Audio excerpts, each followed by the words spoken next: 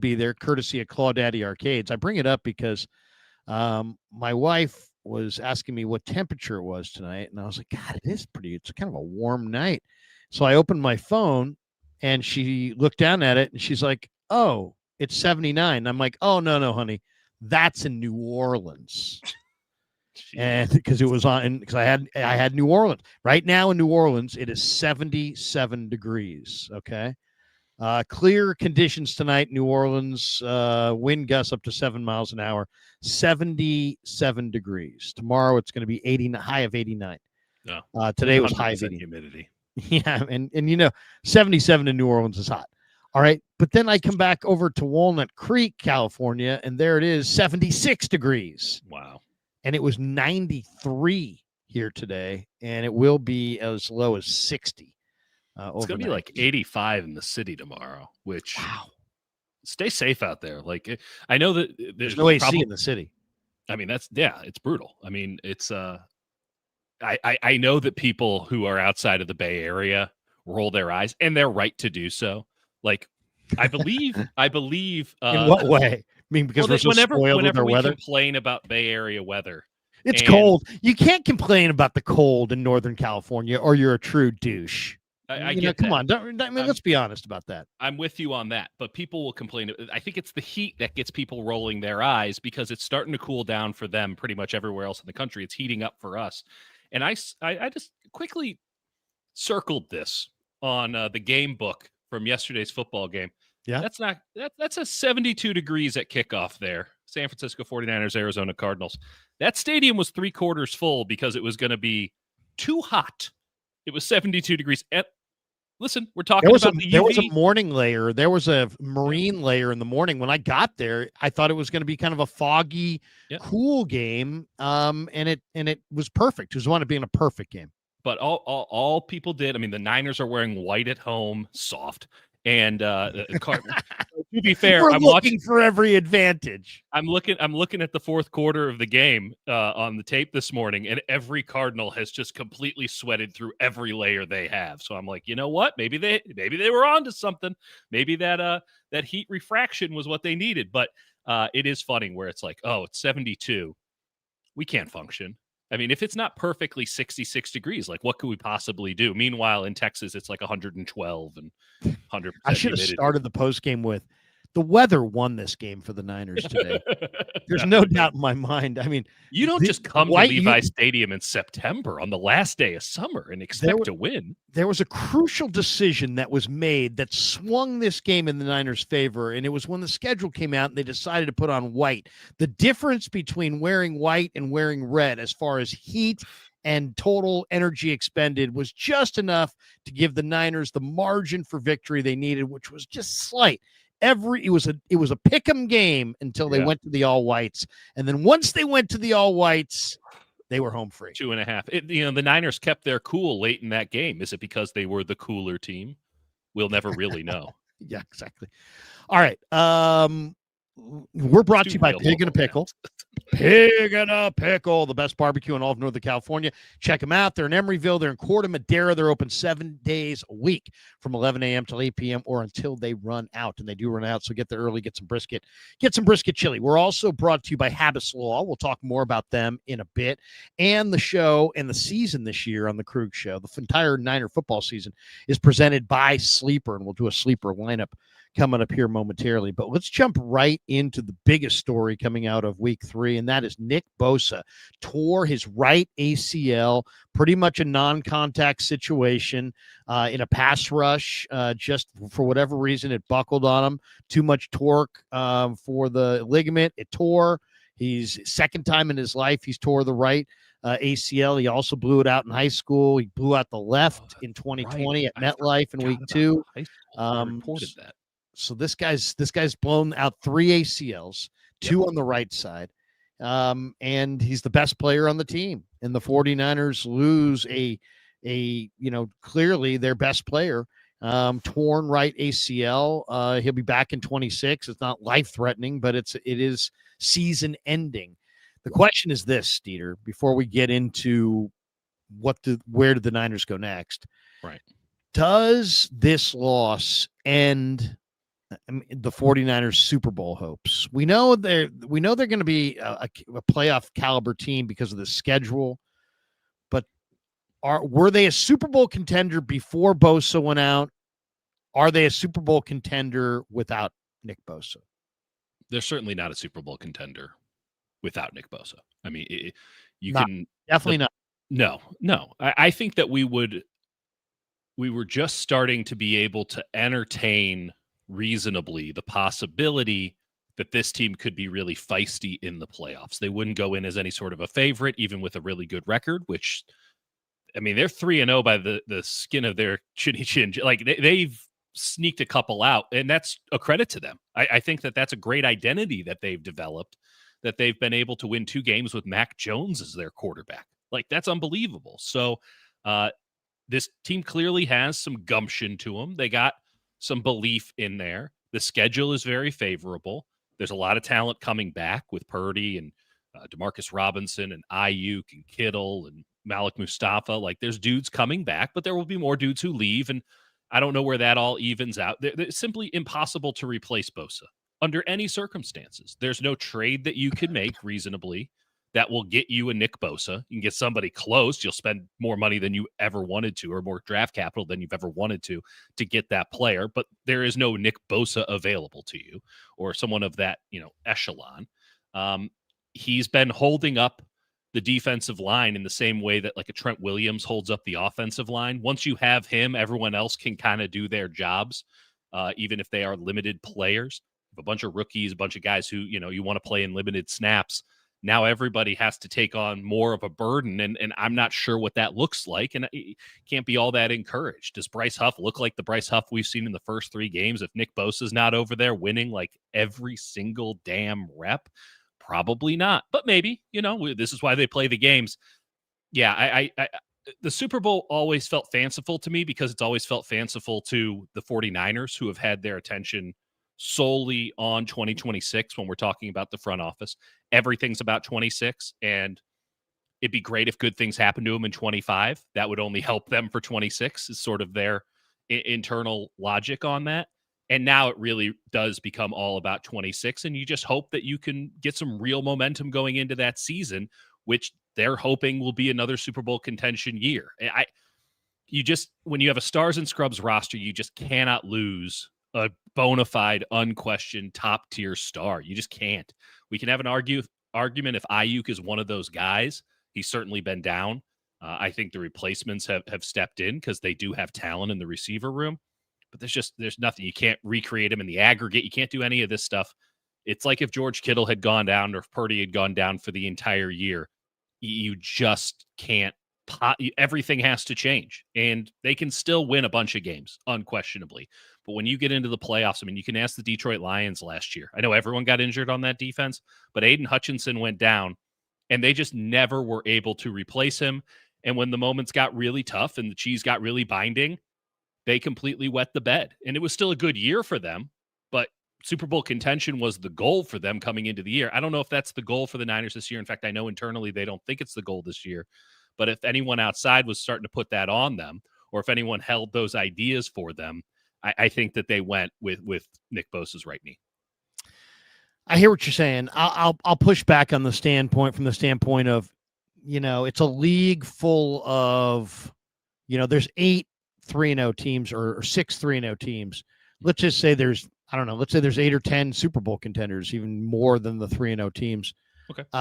If we wanted to say that. Sure. Okay, so let's say you got roughly a third of the league that has a chance to win the championship. And then ultimately, I think it comes down to, talent and quarterbacking and head coaching and injuries. Yeah. And just of those top 10 teams that wind up making the playoffs, when the playoffs do roll around, what do these teams actually look like? I mean, give you an example. Like, I think Tampa's a playoff team. I think they're a pretty good team. Yeah. They're going to play the rest of the year without Kalijah Kancey. I mean, Kalijah Kancey, in my opinion, was their best player on their defensive front. So they're not quite the same team without Kalijah Kancey. Well, I mean, and Aiden Hutchinson was a huge loss. But he's a great player. Yeah. Yeah. Vita Vea's, they're different, but you know what I'm saying? Totally. He's a premier guy. Absolutely. So, and now the Niners lose a premier guy. I would agree with you just like on the surface as is. If you just said, okay, look, we have no assets to do anything about this and we're just an as is. So as is, we promote Travis Gibson and away we go. Or, as is, we promote Robert Beal and Travis Gibson and away we go. Whatever. Right. That's the as is. As is, I agree. I don't think they're a Super Bowl contender without Bosa, if just as is. Now, if you added a piece and either were good, through good fortune or good scouting or good luck, I guess good fortune is good luck.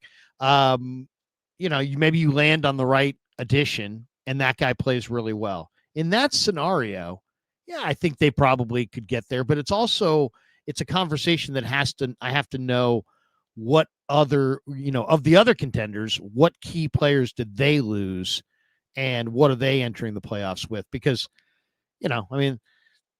eventually it does matter. I mean, there's, this one obviously matters a ton. This would be like the equivalent of the Chiefs losing Chris Jones.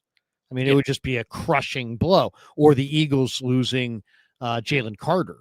I mean, it's on that level. Or the Packers losing Micah Parsons. Possibly. It's even maybe even more. I think I would argue more because of Bosa's ability to stop the run as well. I mean, for him to be able to win the reps that he wins, and I mean, he was on a heater. He's totally dominating. I can probably count on one hand the amount of reps that he lost so far this year. And for him to be that good of a run defender at the wide 9, is beyond comprehension. And maybe I'd feel, maybe now I'm coming into the crude camp here. Like, Mikel's had a really nice start and he's done some really wonderful things in the run game. And I think he collapses the pocket. But now you're asking the 20-year-old with no bag to really step up his game as a pass rusher. And he certainly has the talent to do it, but there's no evidence that he's ready to do that at the NFL level right now. But it's required. It's required. Even more than they've already thrown at him is going to be on his plate. Now you need some serious big-time push from the middle that you kind of get every now and again, but not really. Now you need Alfred Collins to cut out all that bust and just be boom. And you need Jordan Elliott to step up and give you 25 snaps a game as opposed to the 10 or 12, which have been pretty good because it's limited and he doesn't, get caught out there. You need Yetur Gross-Matos, who they've used as a nice bit player, kind of a chess piece move around. Well, now he actually has to play end. And what does that look like? I can't remember.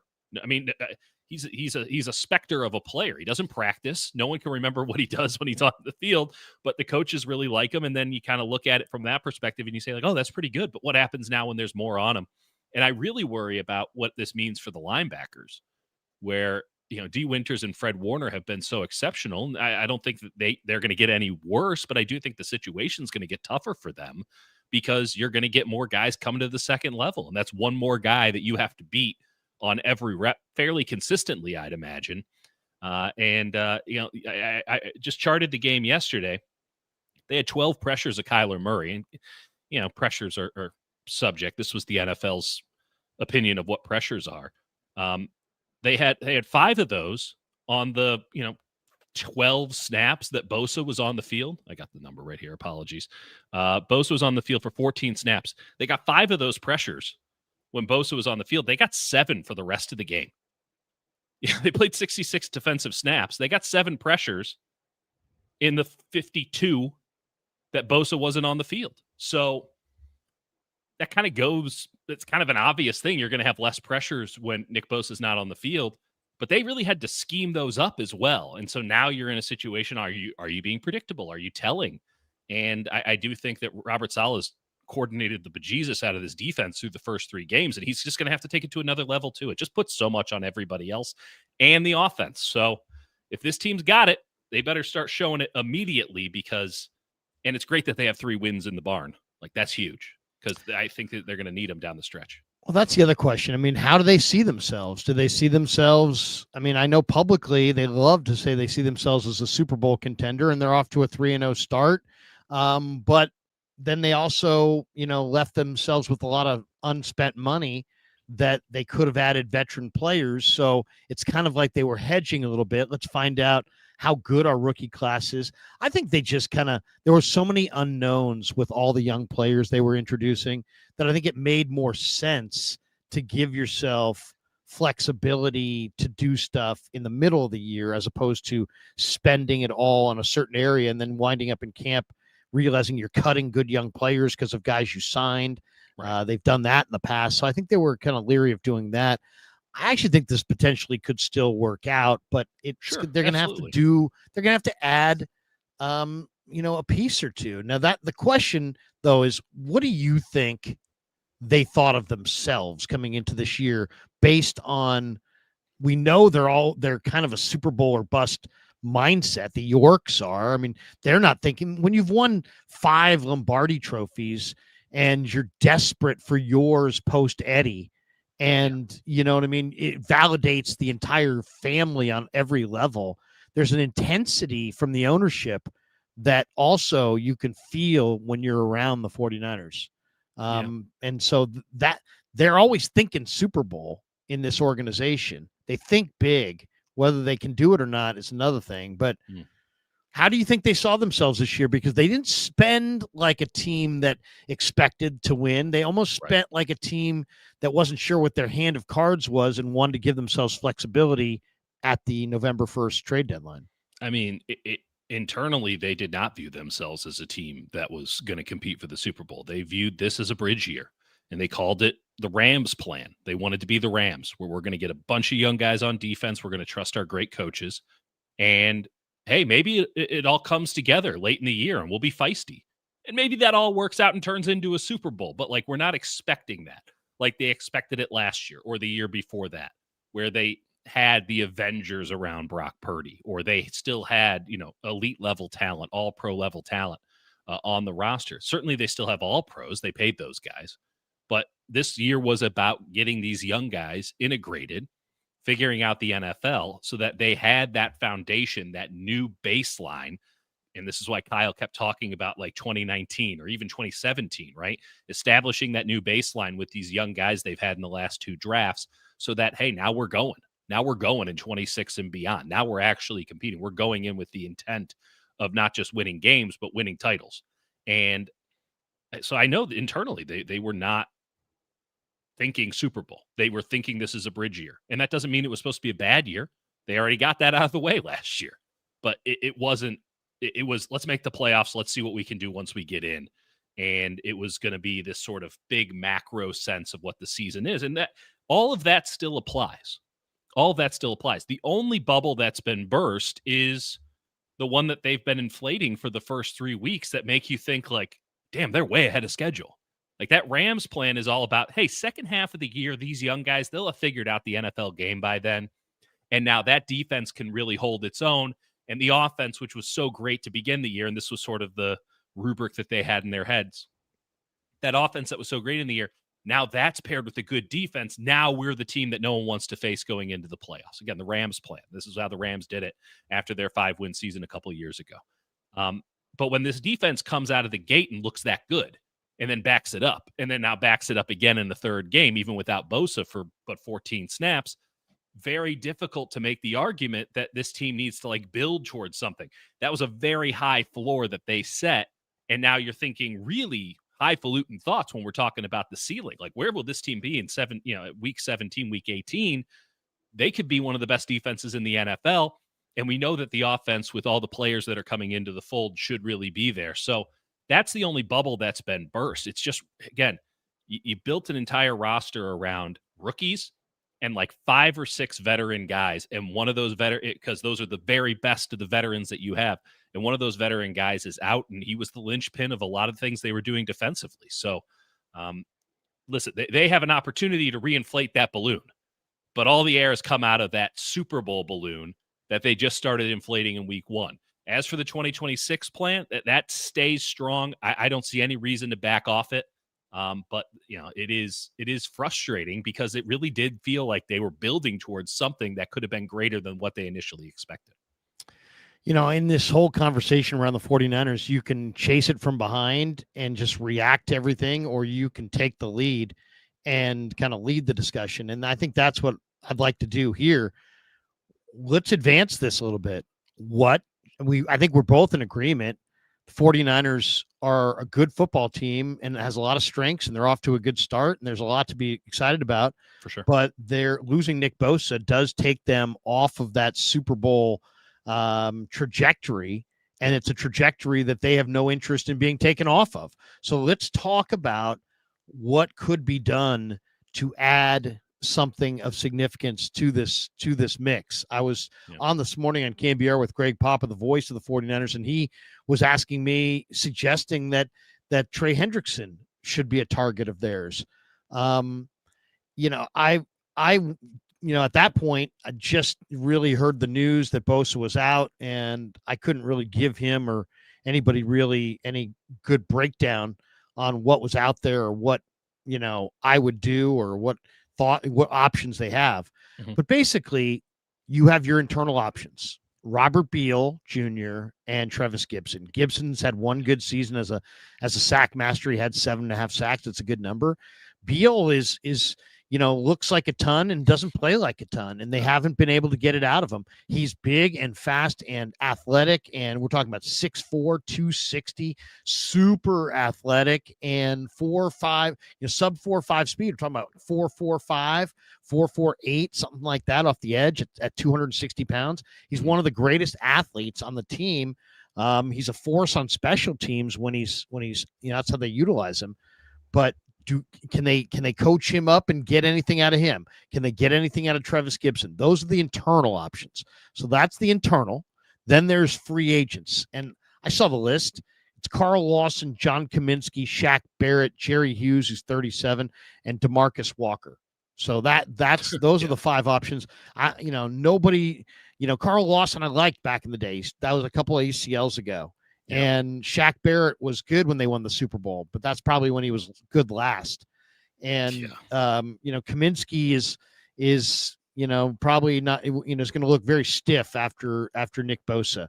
So there's not good options on the free agent market. No. So then it's about trade candidates or practice squad poachings.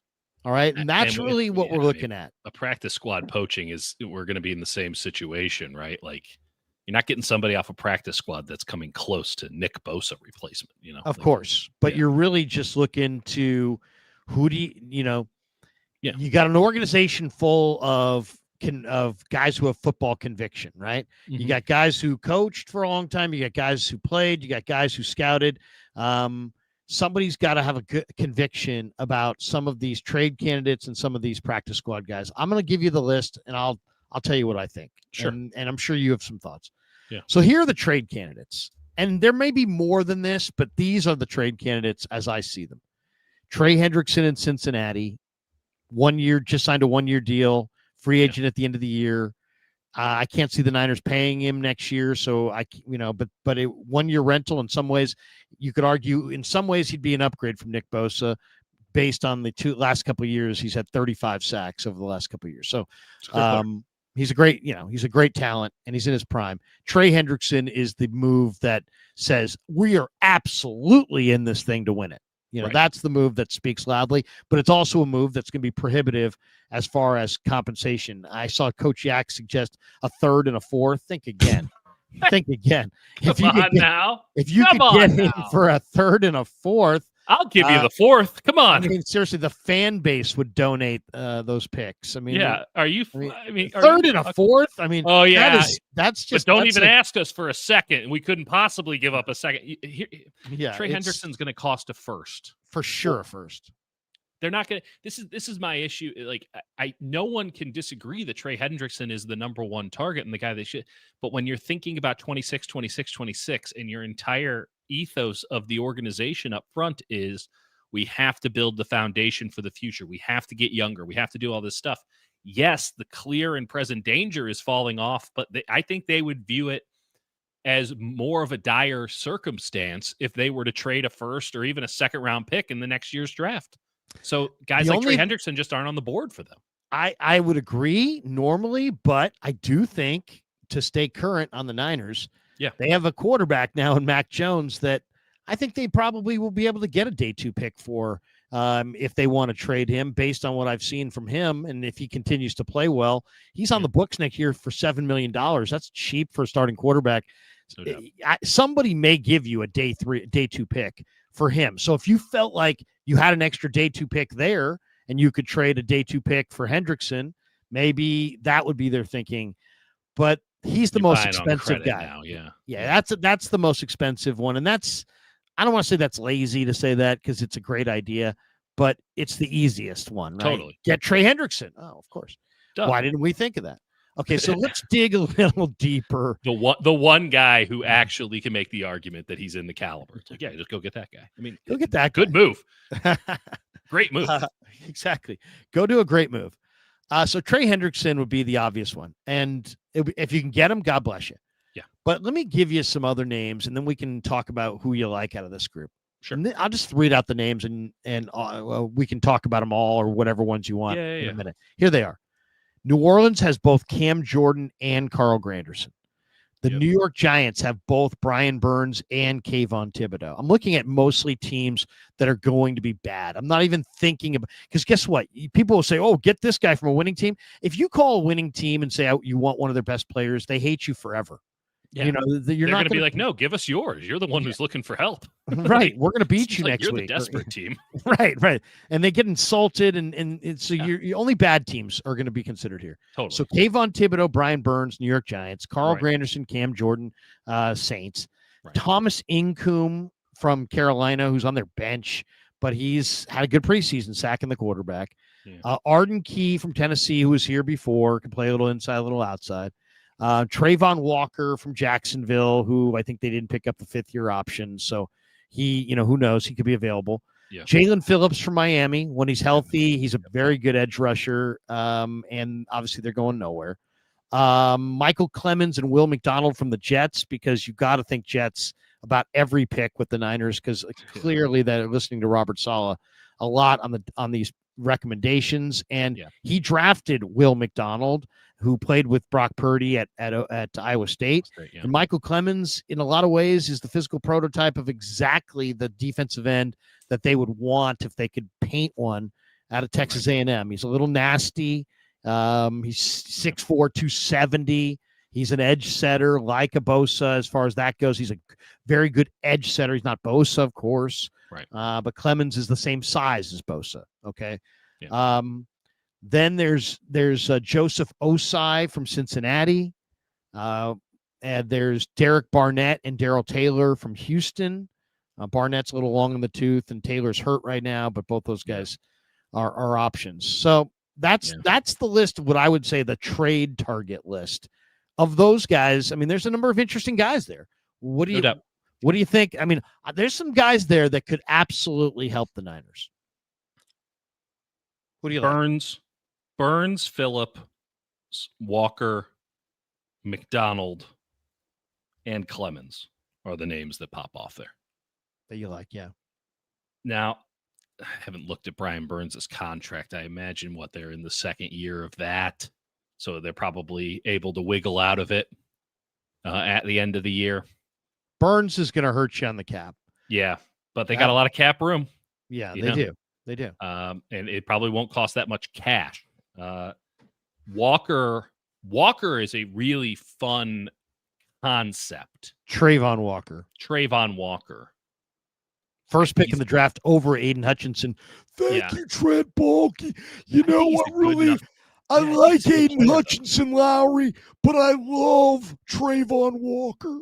I like Trayvon. I think Trayvon Walker's a good player. Now, he's no Aiden Hutchinson, obviously. He's a good player, though. I mean, he's the first pick in the draft for a reason. Yeah, I don't know about his 5th-year option situation. I'm not plugged in with what the Jags are doing, but I don't think they picked it up. That's wild. He's a free agent at the end of the year. I would go all in on that, because that's buying low, and if he comes through, that's somebody that you can keep around at a reasonable rate, and that's a real talent. Like, if he breaks through for the Niners, okay, you might lose him. Somebody might say, hey, he really broke out with the Niners. You give him good coaching. You put him in a good infrastructure. That's our guy moving forward. And then you just say, thanks, appreciate it. Don't get a comp pick or anything, which I know the Niners will be upset about, but you got what you needed. and no risk, no reward. But the reward could be one, you have a really good defensive end who doesn't have to be Nick Bosa, right? This is the other aspect of this. You're never going to get Nick Bosa. You can't get, unless you get Hendrickson, you're not getting an every down guy. So you just have another piece to this very complex puzzle that Robert Saleh is using and Chris Kasarik are doing on the defensive line. But if he can give you 35 good snaps and you can keep him out there when the run, when you're running, like that's great because you're using Mikel all over the line. You have Gross Matos, you have a Sam Aquanu, you have Huff. Like you can mix and match, right? You can get a little funky with it. You don't have the starting pitchers, you got to use your bullpen. And sometimes you can get better performance out of going through 5 bullpen guys than one good starting pitcher. So I would go with Walker, and I think both of the Jets guys are absolutely spot on. You know that they're coming from a system that is going to be plug and play. They know Robert Saleh's language. They know what Chris Kasarik likes to do. Not even though they haven't been coached by him, they know what he likes to do because Robert Saleh wanted to do the same thing with the Jets. That's plug and play. I'd imagine that the Jets, I don't know when the Jets give up on this. They're kind of a weirdly run organization, which is why they consistently suck. So I'm not sure if they're going to be too keen to let Robert Saleh show them up in that regard, but that's politics, and sweetening the pot can always help that argument. I'm not sure if McDonald or Clemens is as interesting as Walker. And now all I want to do, Larry, is jump off this stream and go watch Walker tape. So thank you for that. Another bit of homework for me. I think you did a good job. I think you did a good job of handicapping this. I really do. Because, okay, so let's talk it through for a sec. Yeah. One, Hendrickson and Burns are going to be expensive as far as contracts. Yeah. Everything about their offseason screams they're saving money. So it just doesn't seem like a big money contract acquisition. It's like they have all the big money players they want, really. I think. To be fair, I mean, it would only be for the rest of the year, and right. I'm sure that the team that's trading them can hold on to some money, and so it's a short-term expenditure, but any expenditure does seem to be a little bit too much for the York family and ownership right now. So I mean, I don't think they're in the mood to really spend money, but at the same time, I also think everybody's got to take a deep breath, okay? Yes, you lost Nick Bosa, okay? And Nick Bosa is a cornerstone player for the 49ers. Everybody knows that. But I think I think the organization and its fans all need to take just a collective deep breath and just be like, okay, you don't have to replace Nick Bosa. It's not like you have to go find another Nick Bosa. You don't. You just have to find somebody who can dial up some heat off the edge. That's really it. It doesn't have to be anything more than that. I'm not saying that Nick Bosa is not worth it, but it's a lot of he's a really good player in every phase, which is why he's getting paid so much. Yeah. But there are other guys, believe it or not, on this list that can rush the quarterback and stress out an offensive tackle, not exactly like Nick Bosa, but pretty damn close. Right. So Trayvon Walker is a major talent. He's kind of a more moves Mikel, Yes. We've had that conversation before that this is what you get when Mikel you take is coming. Guys from that Kirby Smart situation. Yeah. This is what Mikel potentially is going to be. Is going to be a guy like this who's just really, really. But Mikel, he seems even stronger actually at the point than Trayvon Walker. But either way, Trayvon Walker would be nice, be really nice. For what it's worth, by the way, they did pick up his 5th-year option. They did pick up the option. Okay, so he's it's $15.1 million, and you can't cut, even though it's not guaranteed money. You can't cut him. So he's really in that category with Hendrickson and Burns. He's probably too pricey for them. $15 million is a lot easier to swallow, but you would have to have a conviction about Trayvon Walker. Like, oh, that guy's available. We've been eyeing him for a long time. Like, we want this dude. Like, we've allocated, that's part of the budget for a guy like Trayvon Walker, but for everybody else, not so much. Like, that's the kind of money. So then if we go through the other options, Arden Key, I think is nice, but I don't think he's that much better than what you got. It's going to be Arden Key, right? Like Arden Key's coming back. Yeah, I mean Arden Key, I would say is highly likely to be the guy because they love. I'm surprised he's not on the plane already. No, seriously, Arden Key has decided to come back. And then, Jalen Phillips is a tremendous talent, but in a lot of ways, he's kind of like a Nick Bosa. He's like a really, really exciting rusher that can beat you with power or with speed. Oh, but by the way, he gets hurt. Yep. And this guy gets hurt more often. So I like Phillips a lot. His talent has always been off the charts. I liked him at UCLA. I liked him when he transferred to Miami. I mean, he's a good player anytime he's healthy, but he has a hard time staying healthy. And that goes back to all the way to college. So he's kind of an upright guy that exposes his legs.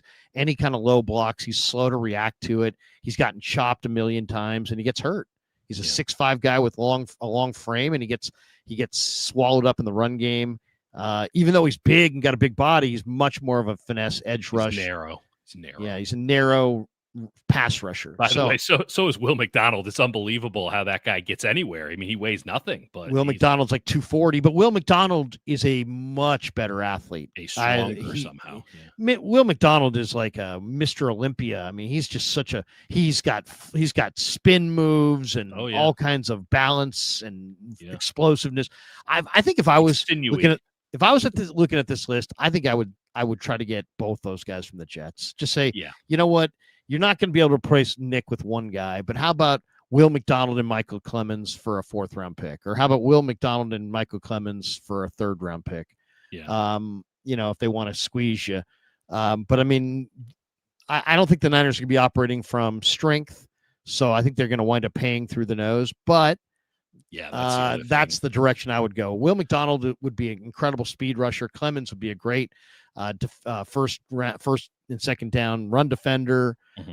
Probably having 2 over 1 might actually be advantageous to their situation. Having the 2 guys over the 1, I think that would be kind of intriguing. So that's the direction I would go. Will McDonald and Michael Clemens with the Jets. Trayvon Walker, though, is exciting. And I think Incoom is kind of a sleeper. That's a good name. And it's a hilarious name, so that's really fun. I would I will say, I mean, another aspect of this is I don't think that the Niners are going to do anything immediately. They're going to see how the next, I forget when the trade deadline is, but the next month plays out. And if they'll be in a circumstance where it's like, oh, we're 7-1, like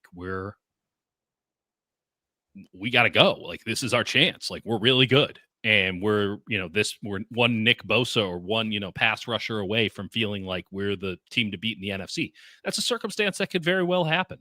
And when that's the case,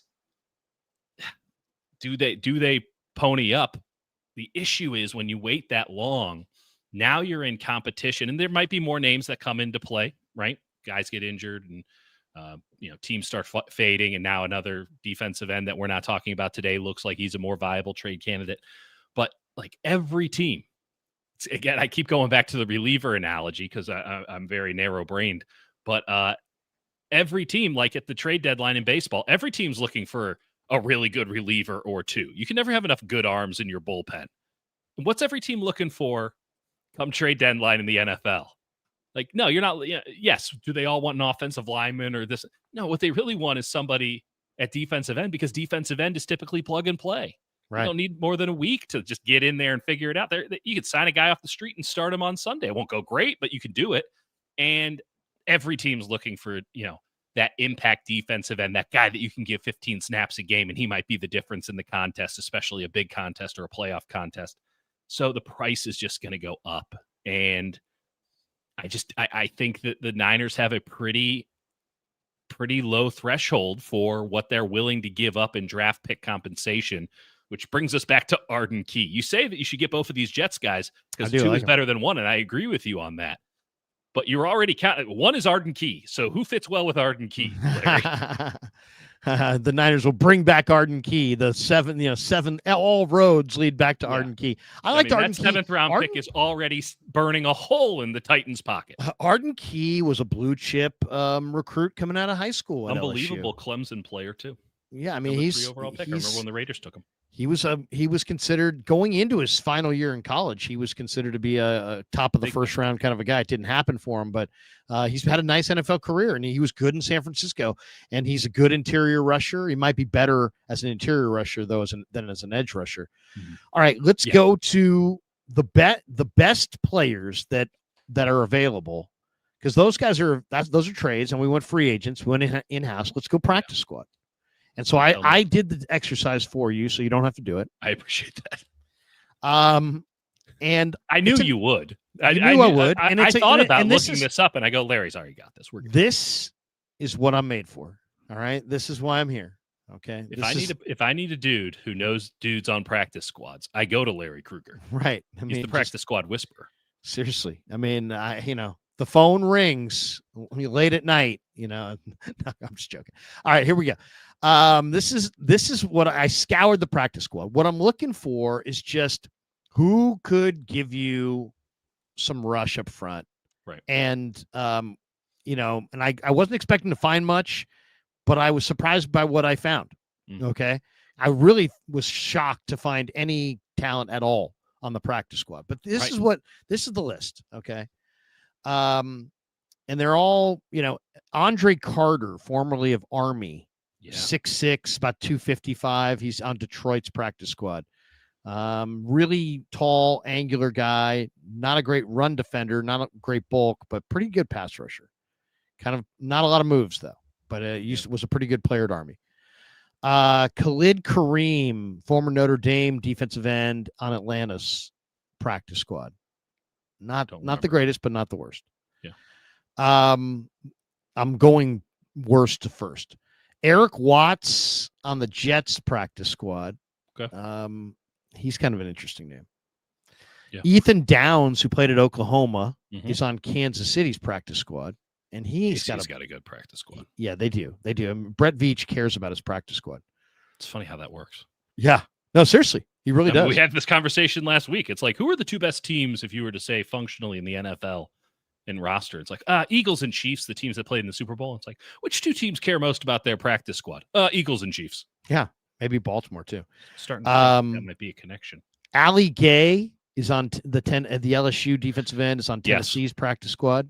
Always liked him. He was a very highly recruited guy once upon a time. I dig that. Isaiah Foskey is a Bay Area kid. He went to De La Salle. He's on the Bengals practice squad after the Saints cut him in camp.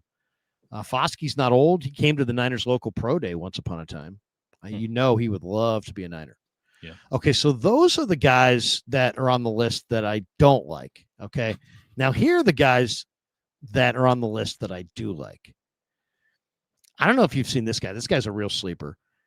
John Schneider has got a good eye for talent, and they've got a guy on their practice squad, a defensive end from South Alabama named Jamie Sheriff. I remember Jamie Sheriff. Yeah. 6'1", 255 pounds. He's short, but he's a quarterback hunter. Yeah. Okay. Really underrated guy. That's a good name. Kind of violent, kind of really raw, but very interesting. Very interesting. Okay. Yeah. He's bounced around the league a lot. Has he? Okay. Yeah. That would if I'm recalling. Okay. Yeah. I think this is his second go around with Seattle. New England has two guys that I really like. Braden Swinson, who played at LSU, who's in this last draft, and he looks the part, man. We're talking about 6'4", 250. He's ripped up. He's probably a little weak against the run. You were a big fan of him in the draft. I liked him in the draft, and I still like him. And to me, this would be a good time to go after a guy like that. They also have a guy named Truman Jones, who was on Kansas City's practice squad last year. He played at Harvard. And this guy is a freaky athlete. 6'2", 255, 37-inch vertical, 4.6 speed. He's like kind of your workout warrior, Harvard developmental edge guy. Truman Jones, New England. Okay. Jones. Not familiar, but all right. The guy who they're most likely to sign off the practice squad is Cleveland Farrell, who is on Jim Harbaugh's practice squad with the Chargers. I thought Cleveland Farrell was 32. He's 28. Yeah. He was here before, and he can play the run. He's not going to give you much as a pass rusher. I always get him and Arden Key mixed up. I was everything that I had said about Arden Key was actually about Cleveland Farrell. Arden Key went to LSU, and Cleveland Farrell went to Clemson, was a 5-star and a big-time player. Right. Went fourth in the draft. Thank you, Mike Mayock. That's right. Yeah, that's What a day. What a day that was. Well, he's a high character guy, and Cleve Farrell, whenever I would go to like the Raiders facility, or even now, I cross this bridge every day in Alameda to go to Bay Farm Island over by the Oakland airport. And he used to fish over there like every day. Really? So if you ever needed to talk to him, you knew where to find him. He was fishing. I love talking to Clee, man. I talked to him a bunch. He's a great guy. Great guy. Great interview. He still too. is, probably. I spoke about him in the past tense. He's a real living person who's alive. Yeah. He's just dead from the Niners for the moment, but he could be back if they want. And any of these guys on the practice squad could be plucked tomorrow if you want to place them on your own active roster and the Niners have a hole. So here are the three names that I like the most. Wow. Okay, great. Okay. The Ravens, of course, have a guy that I'm sure you and Jake broke down in the draft, K'Mon Rucker. Yes. Defensive end. He's a little short, but he's productive edge rusher. He's 250 pounds. He was good at North Carolina. He's a little small for what the Niners like, but he can get after the quarterback. K'Mon Rucker. Okay. It's interesting because I don't think that he was on the Niners' radar. That's just kind of really tying together some loose leaves when we're reading the tea leaves here. Okay. Because why is that? Why do you think he's not on their radar? The size issue. Yeah, he's in the 255 range. They're looking for bigger guys typically. Yeah, like if you are proven as an elite speed rusher, like they'll put up with your size deficiency, but like he's not that. Like he's not Huff. So I don't think that he was on their radar. And so I'm going to, especially, and then we joked about it in the last show, like they just go with guys they already know or guys that they really like during the draft process. Well, they know Arden Key and they know Cleve Farrell. And I don't think that Rucker was on their radar. They could pretend like he was, but from everything I could tell, he wasn't somebody that they were valuing. And I don't think they even placed a call for him in undrafted free agency. So Rucker would be number 3 on my list. Number 2 on my list is not even a defensive end. He's more of a defensive tackle, but he's just an odd-shaped defensive lineman who's a freakish athlete with unbelievable athleticism, a crazy motor, and I've just seen this guy win. He just wins all the time. He's 5'11", 6 feet, 275 pounds. Elijah Chapman from the New York Giants, who played at SMU, is on the Giants practice squad. This guy ran 35 yards down the field to run down a running back last year. He has an unbelievable motor. He's a crazy athlete. He's probably best as a nose guard, but I mean, he's really, really athletic, really, really quick. He's crazy a gap motor. splitter. He's strong as hell. Yeah. I mean, a guy like this has got enough bend. He's such a good athlete. I would put him out there and just see what happens. That's a worthwhile dart throw because he's a gap splitter. He's a pro athlete is what he is. Yeah, he's he gets a in the professional backfield athlete. He's 280 and stuff happens. Pounds. No technique. Nothing. I mean, nothing. No technique. But no, he's just a crazy athlete. Fire. So what's the worst case scenario there? Okay, you know what Gibson is. You know what Beal is. Beal is so bad that nobody was like, we'll take his garbage contract. No one even wanted to put him. No one wanted to pick him up. No one wanted to put him on their 53. And he came on back to their practice squad. You know, some teams some players, it's like, we're not going to pick you up on waivers, but like, we'd love you to come be on our practice squad. And, you know, Robert Beal, I would imagine at this point is like, yeah, I feel like my time in San Francisco is up. And yet here he is still here in Santa Clara. And it's because that there's not a lot of interest in him. And Gibson, they were able to sign off the street halfway through training camp. So do you want to promote those guys to your 53? Or do you want to have a 2 or 3 week dart throw with one of these guys like Chapman and just see what's up? And if it doesn't work out, what'd you lose? It doesn't cost much cash wise. He's not costing you any draft picks. Like, you're in a situation where you got to try some stuff. And I would rather spend the next 2 and 3 weeks figuring out if a guy like Chapman, and I'm sure the next guy you name, is capable of making something happen for you before I slide in somebody who I pretty much know is not going to make something happen for you, but they know the system, Larry. They know the system, so it's important they stay. So Elijah Chapman's my number 2, just on Yeah. pure athleticism. I love that kid, and he's on the That's a good Giants idea. practice squad, and why the hell not? Right. Yeah. Number 1 on my list, and I would sign this guy tomorrow. I'm a huge fan, always have been. Mo Kamara, who played at Colorado State, Yeah. and he was drafted by He was a Miami. And it beast at just Colorado State. didn't work out at Miami. Now he's at Tampa, and he's on their practice squad. And I was looking at a quote from his college coach, Larry Foote. Yeah. All right, not his college coach, his pro coach with Tampa, the linebacker coach in Tampa, Larry Foote, the former Michigan Wolverine. He said, this is what he said about Kamara. He's got juice. I liked him coming out of Colorado State. When they ran to me, said they had an opportunity to get him, I was excited. I'm glad we got him. He's been a joy to coach. Okay. So now I want to share the screen real quick because I thought this was a great video. Yeah. This is, wait a second. No, wrong. The opposite of what you want to do there, Larry. I just took myself out of the video altogether. All right, I'll share the screen. I can't break down Mo Kamara tape for you. This is Baldy. This is Baldy and Kamara coming out in the draft. Listen to what he said. That's a pretty good breakdown. Yeah. Muhammad Kamara here of Colorado State. Watch him dip and rip and go through the inside shoulder of the tackle to get to Shedeur Sanders. Like, he's just a football player. You watch him right here, set the edge, okay, hold his ground. Now, run and chase.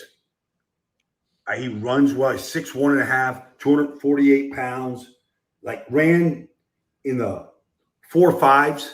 You watch him right here, and he's a spy on Shedeur. Shedeur breaks the pocket. Here he comes. Plants Sanders right into the turf. Got him eating grass seed right there and in home field. Like, everywhere he goes, like, you watch this right here, and you go, watch the quickness to defeat the guard and the running back. Here it comes. Just powers right through it, takes down the quarterback. All right? Watch him turn the corner here, the takeoff, the turn the corner, and he stays off the ground. Like, there he is, palms on the ground, but he stays up with the tackle on top of him to get to the quarterback. You know, he had 29 sacks the last 3 years, but it's tackle for losses, it's sacks, it's safeties, it's fumble recoveries for touchdowns. It's everything. I mean, you get the picture. I mean, he goes on for another minute there, awesome. But Kamara was really good at Colorado State. He's on Tampa's practice squad. You know, Jason Liked is a good personnel guy, so he stacks his practice squad with a lot of good players on it. I just think that's the guy. He's about, you know, he said he's 248. Yeah, he's 248 at Colorado State. He's probably in the low 260s right now, high 250s. You're not going to find somebody 275. It's not going to be a perfect thing, but what you really need, and what the Niners, I think, have what the first 3 weeks, what they should have learned from the first 3 weeks is that if you can put 2 speedy edge dynamos out there and make those tackles kick out, whether you've got a Bosa-like guy to set the edge or not, if you can get those tackles to flare out and you can create that space in the middle, then yeah, you got guys like Gross Matos and Mikel who absolutely can consistently knife through those gaps, win against the run or the pass, and really give you kind of a chaotic, awesome, speed-oriented defensive line. So I know everybody's going, oh, my God, they lost Bosa. It's over. And I get that. And I understand Bosa's really special. Yeah. And I don't know that they have what they need right now on their roster or on their practice squad. But if they could add, either via trade or practice squad or both, a couple of pieces of guys who have some athleticism off the edge, I do think they've got good enough teachers and enough speed on all 3 levels of the defense to have a good defense. Yes. Yeah, absolutely. They're, again, starting at a much better spot than I certainly expected. And I think they expected to start out with. And I do think that, you know, the return safety is going to be huge. They're in a really good position. I'm my head is spinning about Mo Kamara because one of my favorite players in this past year's draft was Josiah Stewart. And not so coincidentally, the Rams ended up taking him 90th overall, pass rusher out of Michigan. And I thought he was more of like a day 3 guy, but they took him at 90. And he's been really good for them to start. He's, you know, part of the rotation, all this. Mo Kamara is like a better prospect than Josiah Stewart. Legitimate. Like, I think he's a better prospect. And I was unaware that he was not on a 53-man roster. I wasn't either. I thought he was. That has to be the play. Yeah. Larry, you will not get this from me often. You're spot on. No further analysis needed. It has to be Mo Kamara. On that note, we moved to sleeper. I got Dieter to agree with me. And no, I'm just joking. We do not sit here and try to butter each other's muffins. So I'm just giving you my honest breakdown. I got plenty of muffin. There's not enough butter over here. Larry, if you want to start buttering the muffin, I'm all ears. Let's go to our sleeper breakdown. 49er football season on the Krug Show, presented by Sleeper, the fastest growing fantasy platform in the world. It's a one-stop shop. You get blazing fast news, real-time picks, group chat, season-long leagues, and of course, Sleeper picks for daily fantasy. When you choose 2 to 8 players per pregame or live, and you just pick more or less on their stat projections, it's a lot of fun. I've won a lot. I mean, I've won most weeks. If you're new to it, use the promo code Larry. You'll get a $100 deposit match up to $100 on your first deposit. I believe Dieter and I won on our last one. The link is right there in the description. Terms and conditions apply. All right, let's make a lineup. Let's make a lineup. We doing it for Thursday night football? Yes, we are. Thursday night football. Seahawks. What is it? It's Cardinal Seahawks. Cardinal Back-to-back Seahawks, NFC the West. division. All right, let's go Jackson Smith Najigba. Yeah, who is careful there with that pronunciation, my friend. Is really, really good. This guy's really good. And what's that? 80.5 receiving yards? Nah, we're going. Nah, come on. Yeah, seriously. Let's go. Let's go.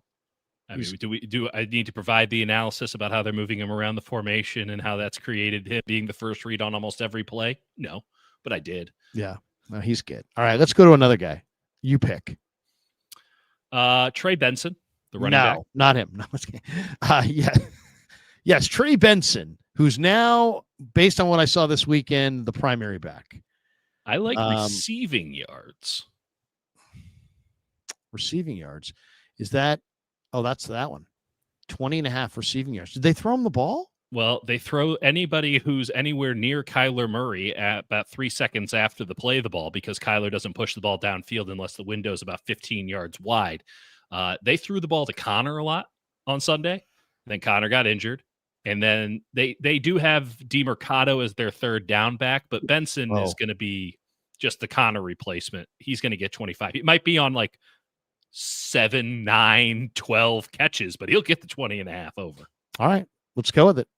More than 20.5. Who else do we want to go with? Bet against Kyler Murray because I hate watching him play football. Sure. Go back to Kyler. I can't stand him. By the way, just a quick aside, they got to get rid of him. He is holding. I think that Arizona roster is super talented and really good and well coached, and he is the weak link. He is. What didn't you like about his game history? I thought he actually, he's a hard guy to defend because he really does throw the ball well. Well, he doesn't see. He's got the Jimmy G offense. Actually, it's more of a Tua offense. It's one read, and the amount of times that he just broke the pocket when there was no pressure to just run, which is of middling success these days. There's no zip on any deep ball, so he doesn't even try anymore. The entire offense is just throw it to the flat, throw it to the flat, throw it to the flat, which, by the way, I don't know. He completes a high percentage. They had 3 10-plus play drives in the first half of that game that combined for like 110 yards total.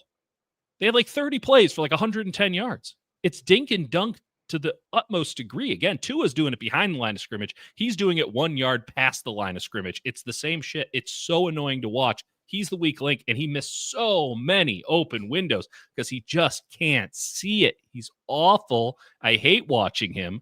He's got to go. Like, I'm turning into a Cardinals fan just so that I can bitch about this guy. If they had Mac Jones in there, they'd be a better team. Legitimately. They got to do something over there. So bet against him. Okay, so where do you want to bet against him? I would probably go with less than 209 passing yards. I'm with you. That's a great play because you think that he can't see it against the 49ers. Is he going to be able to see it against the chaos defense of a Mike McDonald on a Thursday? Hell no. Yeah, no. I mean, he's going to have to really play well. Let's do one more here. Give me a Seahawk. What's the Seahawks? Horton's an interesting player here. You like Horton? Yeah, let's see what those numbers are. We want to get really saucy. How about that anytime touchdown on Torrey Horton? Oh, that's got to pay well. I think that they're really starting to look for him in the red zone. Let's go with it. Let's go anytime touchdown on Torrey Horton. Yeah. Let's see what this pays. This is gonna he had two tutties on Sunday. One of them was Ooh, look at that. If we hit this, baby. $5 to win 116.05. I love every one of these bets. So I'm so excited. Kyler Murray under 209. I'm going to write these down. Yeah, I'm writing it down. I got it. I know Kyler under 209.5 in my heart. Like that one will not be forgotten. Horton Kyler, touchdown. minus less than 209.5 pass yards. Benson more than 20.5 receiving yards. Horton touchdown. Benson 20.5. JSN over 80.5.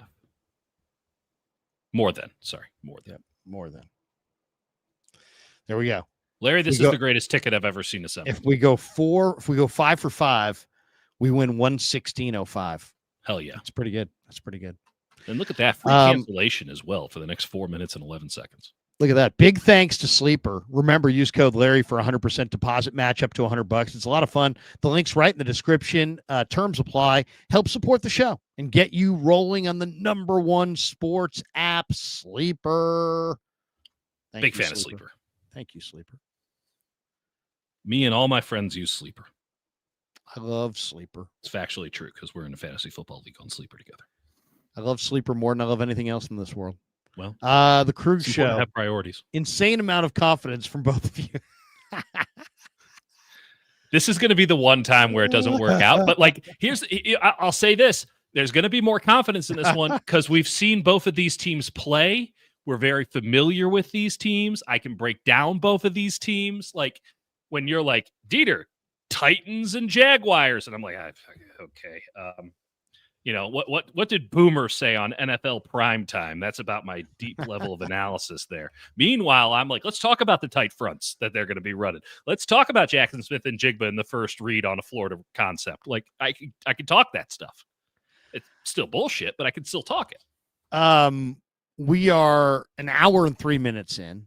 I told you before, I said, maybe we're thinking about maybe 90 tonight. Never happened once. It will never happen. Which would mean, and by the way, I just want the audience to know, I have exactly 7 topics tonight, or 8 topics tonight. And we've only gotten through the first one with Nick Bosa out for the year. Do the Niners still have Super Bowl hopes? And how do they replace him? But we knew we were going to go a long time on the first topic. Those are the big ones. We'll pick up the pace. Now we're going to pick up the pace. A block was strong. Let's see what the B block can bring. All right, here we go. Topic number 2. Let's get it revved up. I wish we had graphics like, 2. If only you had like 7 people under your employ, Lair. Seriously. Kev, can I get graphics, some kind of exploding 2? Second take. Take 2. Yeah. Listen, I've worked on the TV side. You're going to need more than Kevin for that. Kev's like, I can do that. I know you think you can. Insane confidence from Kevin right now. Oh, insane confidence. Look how cocky. He can do it all. Guy can do it all. All right. What's the next topic, Larry? TG says Larry's in a sauna. Thank you. Listen, I might hop in the sauna. Y'all can't see that. Well, I'm not going to show you because there's some Amazon boxes. But I have a sauna in the room I'm in. Nice. I'm excited. I'm going to take a sweat after this. Are you? Yeah, I tried to take a sweat. You have an indoor sauna? Yeah, my wife got me an infrared sauna for Christmas 2 years ago. It's the best. It's like a big gigantic box, like one that you can actually sit in. It's a wood box with a bunch of like radiator panels. It's got lighting and everything inside. Oh yeah, they got the LEDs going and everything. It's right next. It's right next to that giant mirror in the Scotland flag. You can just sweat it off. I like the steam more than the sauna. Wait a second. That's the sauna. Wait, where am I? What am I looking at? I'm looking at a box. A sauna. Okay. Oh, okay. And then there's a Peloton behind me. You can't see the other stuff. Oh, you fell for the Peloton. You fell for the Peloton. I use the Peloton almost every day. You won't be able to tell based on my body, but I do. All right, stop bragging. Hardly a brag. It's not working. All right, topic 2. as we get to our second topic in a brisk fashion. The 49ers get a nice win over the Cardinals. Give me your just, your one, the biggest positive and the big outside of the Bosa injury, which we've covered ad nauseum. Right. Give me your biggest positive, biggest negative from the win. Go ahead, fire away. Positive is Pearsall. I mean, it's not a new development, but like he's the dude. He's the dude for this offense. And for Mac, again, backup quarterback Mac Jones, but Mac showed a lot of understanding and connection with Juwan Jennings in the first game that he played against the Saints. A lot of anticipatory throws. He was looking for Juwan. And I was a little bit concerned for the 49ers offense, and perhaps even that concern bore out early in the game when they just couldn't move the damn ball, that Mac wouldn't be able to find that with Ricky because they just didn't have that much time together. Ricky was always running with the ones. He was always getting passes from Purdy because he was like the only healthy receiver in training camp, and he wasn't even there the entire time. And so, like, Mac didn't get a lot of reps with him. He didn't have it with Jennings, but, like, they're both slow. So maybe they understood each other in terms of pacing. For them to they really started moving the ball when Kyle did sort of a quasi hurry up, and they started figuring out ways to get Ricky Pearsall on that deep dig or that over route. And that just developed into something more. And this is one of the premier receivers in the NFL right now. And it will be a question because it's his first full year if he can maintain. And certainly the targets are going to be more spread out moving forward with some talent coming back into the fold in the receiver room. But Ricky Pearsall not only looks like a guy who deserves the attention of the quarterback, the primary attention of a quarterback, but he looks like somebody who can be an offense mover. And yesterday, 70% of the targets went to Christian McCaffrey or Ricky Pearsall. That was the fucking offense. And it wasn't a great offensive day by any stretch, but it was an effective enough offensive day. They won the game. So I thought that Pearsall took another step in what has been, now a couple steps forward in his career. We saw the beginning, a first step late last year. I thought that the first game was another step forward for him and how he performed against the Seahawks. And then this was just another step forward. And by the end of the year, if he keeps at this level, keeps taking, a step every game or two, you really got something there, and that's very exciting for the future of the 49ers. Yeah, and the no bad, question. the bad is, yeah. Where do we start? Well, I mean, who do you got? The offensive line had a really tough day. Now, Connor Colby, understandably, not as good in game 2 as he was in game 1. I thought that a lot of Brendel's mistakes were trying to cover up for Connor Colby. I thought that Trent took a step back from where he was in week 2 and looked more like week 1. It wasn't all the way week 1, but it was closer to week 1 than it was week 2. I thought Pooney had a straight up bad game. Like my initial thought was, he had a pretty good game and he had a couple pancake blocks in the run game. And, he had the worst play of the game, but you look at it again and you're like, actually, I think he was getting his ass kicked most of the time. If not for Colton McKivitz, it would have been a clean sweep of bad games for the 49ers offensive line. And while I do think, and we'll talk about later, there are some larger issues at play with the run game, like this is no way to live. It's just no way to live having, even against a really good defense, just a questionable offensive line in both the run and the pass game. And I don't think these guys are just going to start getting healthier, right? I just think there's more wear and tear now. And I think wear and tear is kind of the biggest issue at hand. Colby didn't look like the same guy that we saw in week 1. Apparently, he picked up an injury late in the week. We know that Trent's playing banged up. Brendel is kind of always banged up, and it looks like he picked up something here. We know Pooney's playing injured. Like, you can't throw in a backup anymore. I mean, we're already on number 2 with Connor Colby here. So, like, you can't be throwing backups across the board and saying, the Chris Forrester will figure out everything will be A-okay. I'm seeing an injured offensive line play like an injured offensive line. And while I do think that Jacksonville is not going to challenge them in the same way that Arizona did or New Orleans did or Seattle did, I know the Rams will. And I know there are plenty of other teams on the schedule that will. And I don't know if one mini bye can heal all that ails this offensive line physically right now. Okay. Good stuff. Where'd you go there? Okay. For me, I like to go micro and then macro, and then, I'll alternate back and forth. And to me, I'm looking at this, giving a little bit of a macro on this 49er defense. And I watch a lot of football, and I looked at I watched almost ridiculous amounts of preseason ball. It's sad. and I watch at least 3 games a week, plus the Niner game like 3 or 4 times. Right. So I'm watching a lot of ball, and I really think that the Niners had 5 guys that on their defense that are playing the best of anybody who's playing their position right now. I think Lenore's playing as well as almost any corner. I thought Bosa was playing as well as almost any defensive end based on what I saw. I think Huff is playing at a ridiculous rate. Yes. And what his impact is extraordinary.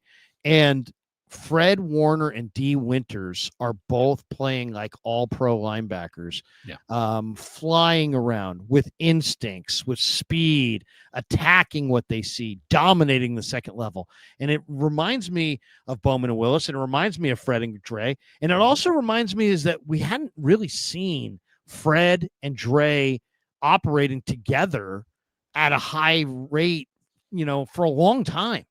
Because first half of the 2023 Super Bowl. Yeah, because I mean, it's like they've always been injured, and it's like we've just gotten little moments of that, and now we've got Winters and Warner playing at a really, really high level. And you forget when you have 2 inside backers like that can run and have great instincts, and they're both playing at that high level. I mean, so they got Niners have now they have 4 because Bosa's out, but 4 guys playing awesome football. Absolutely. On their defense. So, I mean, we can say Saleh, and there's no question Saleh's great.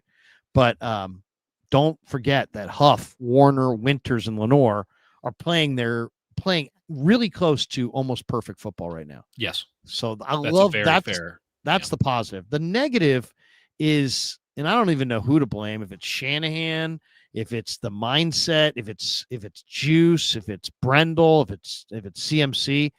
The Niners have the wrong old school 1980s, 1990s mindset on the goal line.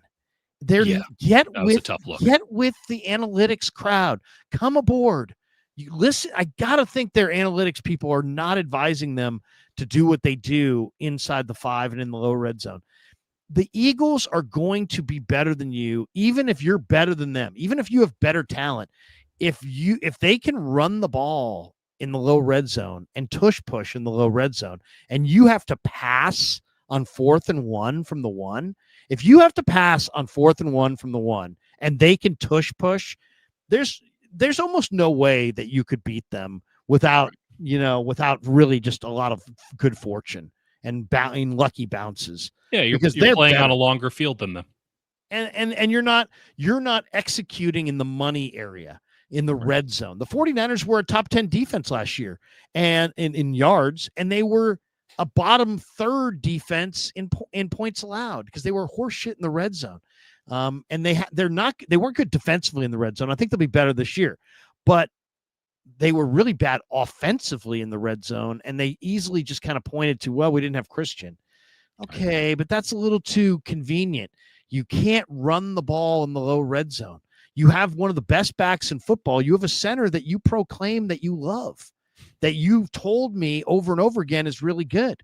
So tell me why, tell me why you can't run in the red zone. Tell me why you're trying to fool people on 4th and 1 from the 1 instead of punching him in the mouth and going right on through. You're one of like 5 teams in pro football that carries a fullback.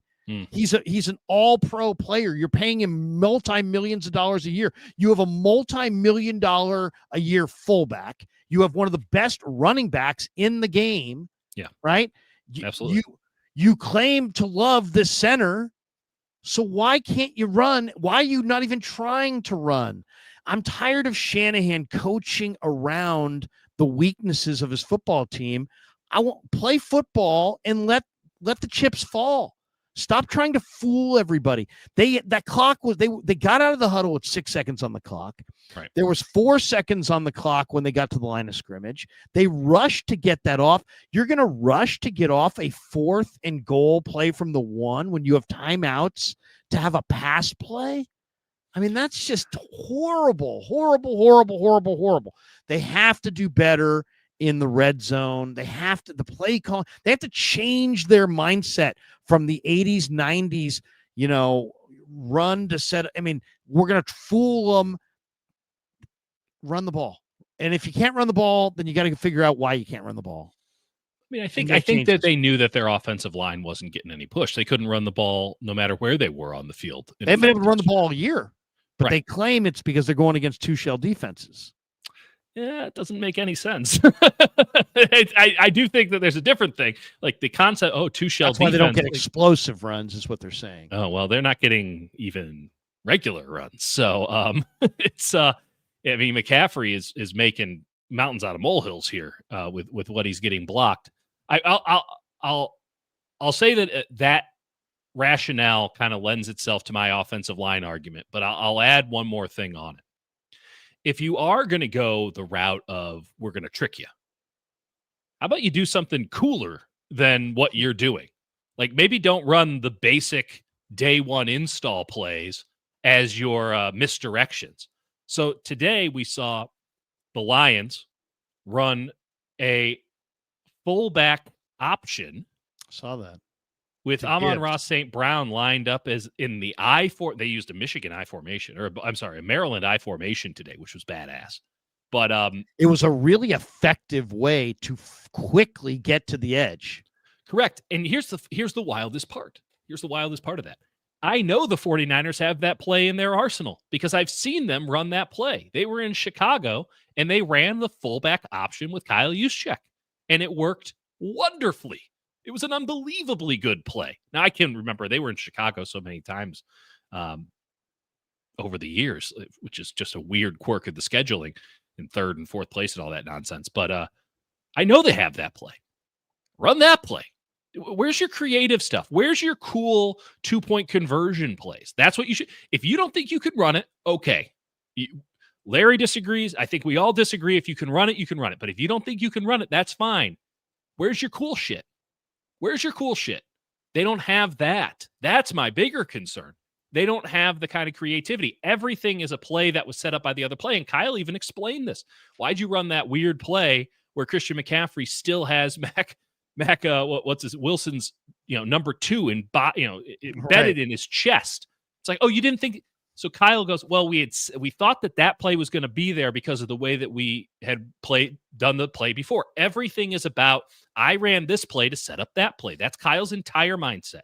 This sets up that. It might be the next play. It might be a quarter or a month later, but everything sets up something else. It is a beautiful symphony in Kyle Shanahan's mind, and every note has a coda and all this nonsense. I'm not going to throw out a bunch of music terms that I don't know anything about, but it is, even when you're at the 1 yard line, and you just need to get someone open to get them the ball, whether that be because you're blocking well or because they are wide open in the end zone.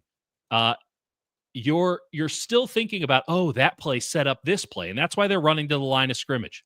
That's why, it's like, dude, just run your cool plays, but you don't have any because it's always about setting up. Nothing operates in a vacuum for Kyle Shanahan, but some plays in the NFL should operate in a vacuum. You should have some cool stuff on the side, especially for 2-point conversions and stuff that you're ready to go with. And I'm yet to see a cool 2-point conversion play. And frankly, I haven't seen much cool stuff from the 49ers at all. Now they have, Kyle has had a couple of really good games of actual coordination and play sequencing. There's no one better in the NFL at play sequencing than Kyle Shanahan. And you ask any offensive coach, any defensive coach, they'll tell you nobody sequences plays better.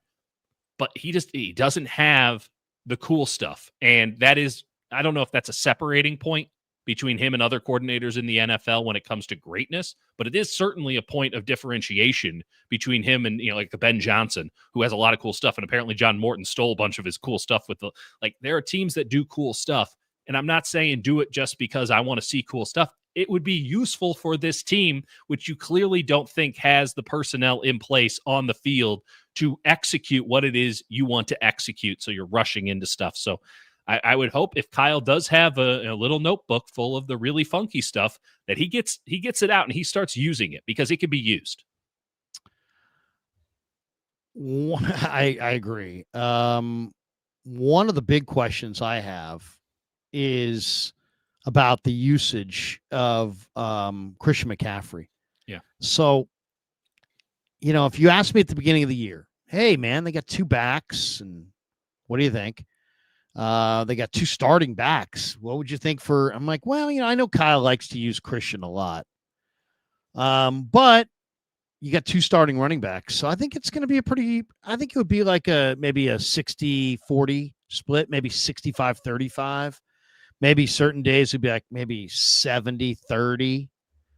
Christian is on pace for 436 touches. In this last game, he had 59 touches, and Brian Robinson had 6. Yeah. That ratio doesn't work for me, and I know I'm glad to be 3-0, but He I had don't two. think He had it's 2 against the Cardinals. He had 2 carries. He had 6 against the Saints. Every week it's gone down. It was 9, then it was 6. Then Well, it was 2. I'm sure he played special teams. That's what it counts. It counts fair. Snaps. Yeah. So it was six total. Let me see. Yeah, these are 6 snaps. 6 snaps for Brian Robinson. If I misspoke, 59 snaps for Christian McCaffrey. Right. But I mean, that's not nearly enough for Robinson. You got to get Robinson a little bit more. They got to spend a little bit more. I know the game's tight, and then you got to show from him that says that he should be playing more. He had the longest run of the day. Yeah, he didn't know the play. It was a toss play. Yeah, before that play, he was on the wrong side of the 4. They almost had to call a timeout. He was a starting running back. You got him to. I want to make sure that I don't want to have a good month and then kiss off Christian for the year. I want to see Christian last for the whole year. Protect Christian from himself. Stop using him so much. 59.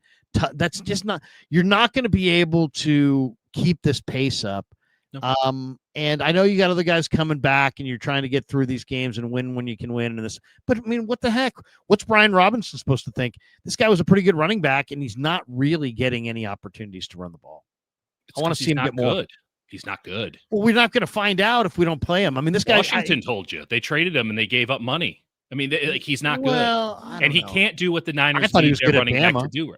Yeah, well, that was a long time ago. He's 26 years old now. But he's not good. All he's got to be is a change of pace. All he's got to be is a power change of pace for a CMC. It's not like he's got to be some home run monster. We're just talking about a guy who's going to give you, 12 carries and 48 yards. And maybe some goal line carries. They tried that concept against Seattle, and he got 3.7 yards per carry. And honestly, that was a bit of a gift. And then, they tried it again against New Orleans in the first half, and it was another 3 yards a carry. He doesn't get anything more than what's blocked for him, and this offensive line isn't blocking very well in the run game. Well, I think what you're seeing, and there's lots of backs like this. They're the kinds of backs that they're one level, and then once they get into a rhythm, they're at another level, and that's Brian Robinson. He's a rhythm back. Watch, there'll be a game where he gets a few carries, gets in a rhythm, and it will look much different. And people will be like, "Oh, he looks a lot better." Yeah, I don't think he's going to make it to the point in the season, Larry, where he's going to get a shot to show that, because I think they're going to replace him with Jordan James starting on Sunday. Really? This week? You think Jordan James? I would imagine that Jordan James I have is in there. No idea what to expect from Jordan James. None. They like him. They like him. They think that he did have a couple of practice days where he caught the ball very, very well. That's the big issue with Robinson. That's the reason that Washington got rid of him. He can't do anything. He can't catch it. He can't see it, and he can't catch it. It's a dangerous combination. At least Isaac Guerrero can catch it, but he can't see it. So, oh my God, don't get me going there. Well, I mean, they needed somebody who was at least NFL caliber to replace Guerrero going into the season. Okay, they got that. I mean, Brian Robinson is an NFL caliber running back. We can have an argument about where he stands on that. I thought, I've said my piece on Robinson. You can look it up. I've said enough words about him already. He was the 5th highest graded player by PFF, but whatever. Yeah, well, me and PFF don't see football the same way. I don't even know it wouldn't shock me if they told me that PFF was nothing more than like an LLM at this point, because I look at some of these grades and I watch the tape, 3 or 4 times, and then I'll go like, I can't help myself. I'll be like, what did PFF say? And it's like, what on earth were you watching? Just unbelievable, discordant nonsense. So It's actually really disappointing for me Well, because PFF has odd grades. They'll give a guy a really good grade, and you'll be like, whoa, this guy, Jair Brown, was their third highest graded player against the Saints. And then you look at the box score, and you're like, he played 6 snaps. There needs to be some connection. How is he have the third logic. highest grade with 6 snaps? I just don't understand their methodology at all. And it legitimately seems as if they're not watching the games. And like, I canceled the subscription. Like, I still got another month left, but like, I can't do it. Like, I can't, it sucks because you can't even use it as a cheat sheet. You know, you want to see who the best players on the team that, you know, the Niners are playing 2 weeks away, or you want to see, you know, who's well graded on a defensive or an offensive line going into free agency. And those numbers mean nothing anymore. They mean nothing because when you actually then have to go and, you know, you have to go cross-reference it by doing the tape study and calling up people on your own. And it's just, again, everything seems to be totally discordant. All the players they think are good, no one in the scouting community or even my eyes thinks is any good. And then, you know, vice versa. So that's neither here nor there. The thing with James is he has 2 traits that the Niners really value, and they value them. I know because they've openly spoken about this, but these are also 2 things that Christian McCaffrey does at a very high level. And I'm not comparing those 2 in terms of quality, merely to say that they approach the running back position in the same way at much different calibers, which is 1, he can catch it and go with it. Right. So it's not this sort of rigid robotic motion. Robinson catches it, and then if no one's around, he will turn and go. And it's this whole thing. And Washington's like, we can't live this way anymore. Like we have one of the great running quarterbacks in the history of the NFL in our backfield. And he keeps running into our offensive line, despite there being acres of space created by our quarterback. And then 2, anytime we try to do some screen stuff or whatever, it's just rigid and robotic and awful. And it's like, I'd rather have Rodriguez out there. I'd rather have a 7th round rookie out there than Brian Robinson. So they traded him away and they gave up money to do it. With James, you can throw the swing pass. You can throw that Texas route. And it's not going to be Christian McCaffrey, but it's something. He'll catch it, and he has a chance to get some more yardage afterwards. And the second thing that he does, that at least they say that he does, and you did see it pop up on tape at Oregon, though not as often because it is a collegiate game, is he's willing to go through tight running windows, and he'll squeeze out on the other side. Robinson certainly doesn't do that. Garendo certainly doesn't do that. The willingness to go into a small area and see what you can get on the other side is like a big differentiating factor. The Niners think this. I agree with them on this. Between, you know, just a guy who can play running back and someone who can be an impact player. I've compared his running style. They're different bodies. They're different everything. But like there is some Elijah Mitchell in there that I can't shake. And I wouldn't be shocked at all if next week Jordan James is in the backfield with Christian McCaffrey, because the only time they've had McCaffrey share a backfield with another running back was with Elijah Mitchell. And they did it with against Minnesota's defense. And then the next week when they played Cincinnati, you might remember that Cincinnati game, they got absolutely run off the field by the Bengals, and Joe Burrow just carved them up at home. Well, they had a 13-day rest advantage that day, and they looked like it. Cincinnati was so rested. That game was like a fix. Totally. And that was Niners a lot of things never stopped Cincinnati one time. Yeah. They played a soft zone, and Burrow just picked them apart. We'll see. We'll see. The Jordan James is thing will be guy. Interesting. They're gonna lean on him at some point. It'll be a surprise to me because I didn't see. I watched him. I watched that every practice all summer, and I just didn't feel like I got a feel for what he is as a player. I think that's fair. And I think that's why he wasn't active this week. But I think that they've seen enough with Robinson. Let's hit some supers. We got this one from Ruben Bocanegra. He says, so you can now, so no one knows why we always have injuries, or are we going with it's just an unfortunate turn of events? I don't think there's anything really to point to other than the 49ers are a very physical football team, and they practice at a pretty physical level. There's no question about that. They believe they have a little bit of an old school approach of building calluses means you're hitting means guys get hurt. It's kind of the way it goes. Also just football. I mean, you can go slow in the spring or slow in the summer and get hurt. You can go fast in the summer and get hurt. everybody's just trying. I think it's somewhat, it's a gigantic, all these bodies come together. Even if you're going to tell me that it's anything but pretty much random, I would just push back on any kind of methodology that says that this team gets hurt over that team. I don't think I really just don't believe that it has anything to do with anything the 49ers do. I just think that other than they like and respect, they have a culture. And John Lynch was talking about it on the radio the other day. He's like, we have a culture on defense, and our culture is that we run and we hit and we get 11 guys to the football, and when they show up with there to do, with angry intentions, mean intentions.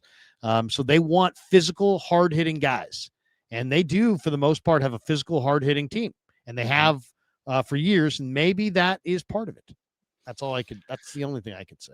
I would say for this year, they're also, have a roster of the two kinds of players that are most injured, which are, well-established veterans and older guys, and then really young guys who aren't, up for the NFL game. And then the other aspect of it, Fred Warner has liked to say as of late, and he dropped this a couple times last year, which was a pretty nice hint that he himself was injured, which is that the injury rate in the NFL is 100%.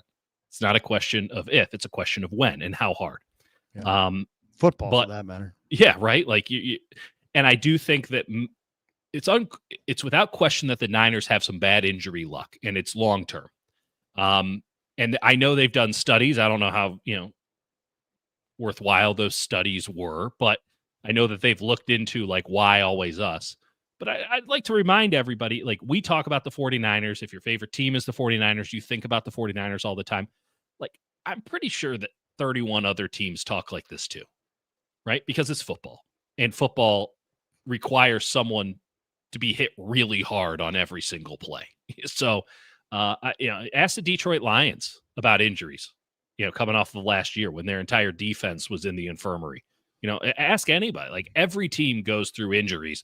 Yeah, the Niners seem to get it at the worst possible time to the worst possible players, but I don't know how you could account it for anything other than just bad luck. And, maybe if they would, maybe if they wouldn't have done the practice facility on an Indian burial ground, they wouldn't have this problem. But Jed decided that, and that's why he wanted that AYSO field, and here we are. Yeah, get the Pope to sprinkle holy water over the over Levi Stadium. Maybe listen, it hasn't helped the Bears yet. He's not coming to the Niners. Frank Tom Ocean, member for 19 months. He says, "Love the show. Thanks, guys. I'm confident in this squad. Think we're only going to get better. Super Bowl in Santa Clara, 30 years after the last Super Bowl." All right, Tom, I like that. Frank, I should say. Mac and picks for Hendrickson, 49ers squadron. Well, it's going to be probably the exact same amount of picks you'd have to use if you didn't include Mac Jones, which is too many for the Niners. Yeah, I mean, I mentioned that before. I mean, let's just say it was going to take 2 twos, and that would be the only non-first idea I think that makes any sense is 2 twos. So if the Niners felt like, hey, we're going to trade Mac Jones next year for a 2, and we're going to turn around and give that 2 to the Bengals for Hendrickson, I mean, they can reason it through if they want. I don't think they're going to go this direction, but and I don't think they necessarily have to. I really don't. I think they could get by without doing that. But Ricky Williams, don't be buyers. Let's face it, we were never going to win the bowl this year. I'm not a Cowboy fan. This team is set up for 26. It's clear. Start every draft pick they made. Fire John if his picks miss. I don't know that it's obvious they were going for 26. Why? What? Because Kittle, Bosa, CMC, Trent, Warner are going to be better in 26 than 25. That doesn't make sense to me. Yes, your young players will grow up a little bit more, but your best players will be further away from their prime.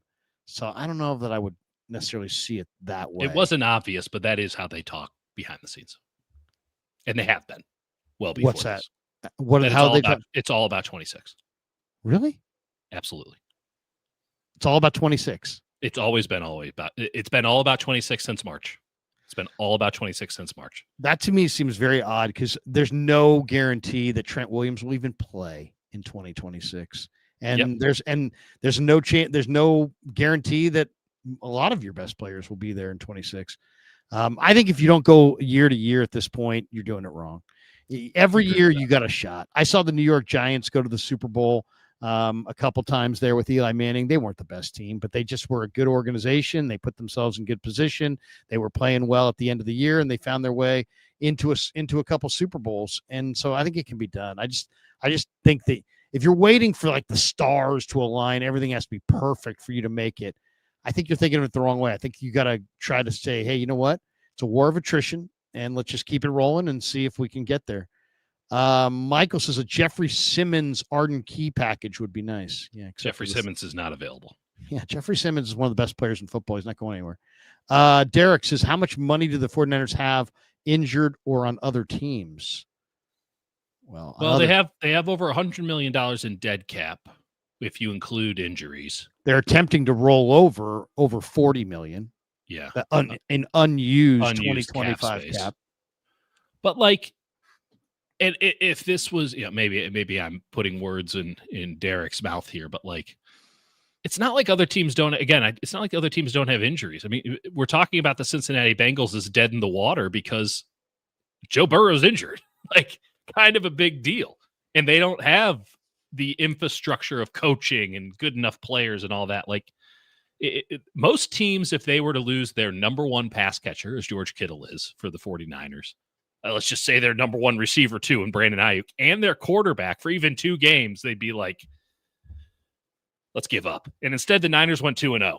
So there's clearly something to the program and the organization that is worth investment in. But I kind of roll my eyes at the whole, the Niners are cursed thing, even though they probably are.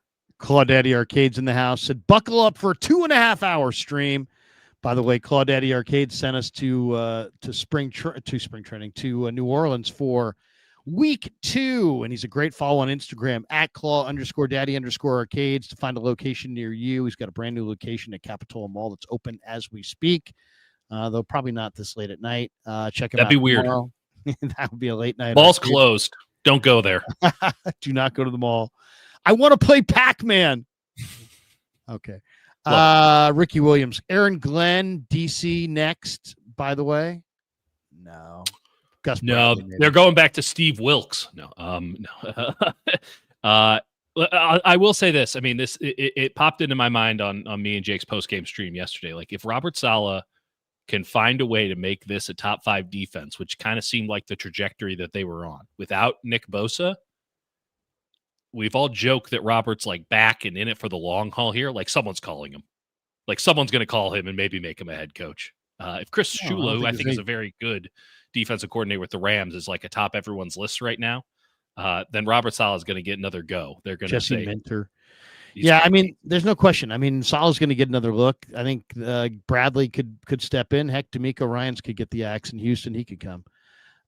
Ricky Williams says, when McDaniel gets back in the building, we'll have creativity again, Dieter. Pay the man what he wants and run it back with the band in 26. I do think McDaniel's coming back. Wow. I do. I mean, I don't think he's making it alive to 2026 with the Dolphins. So, and it'll be interesting. It'll be interesting to see if he wants to come back, if he wants to kind of go back into the place. But like, him and Kyle are brothers. Like, it wouldn't shock me in the least bit if he showed up for another year or two. And that said, he'll have a lot of good opportunities to be an offensive coordinator somewhere for a defensive head coach.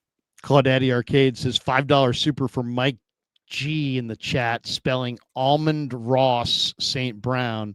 I think I like his version more than the actual name. That's awesome.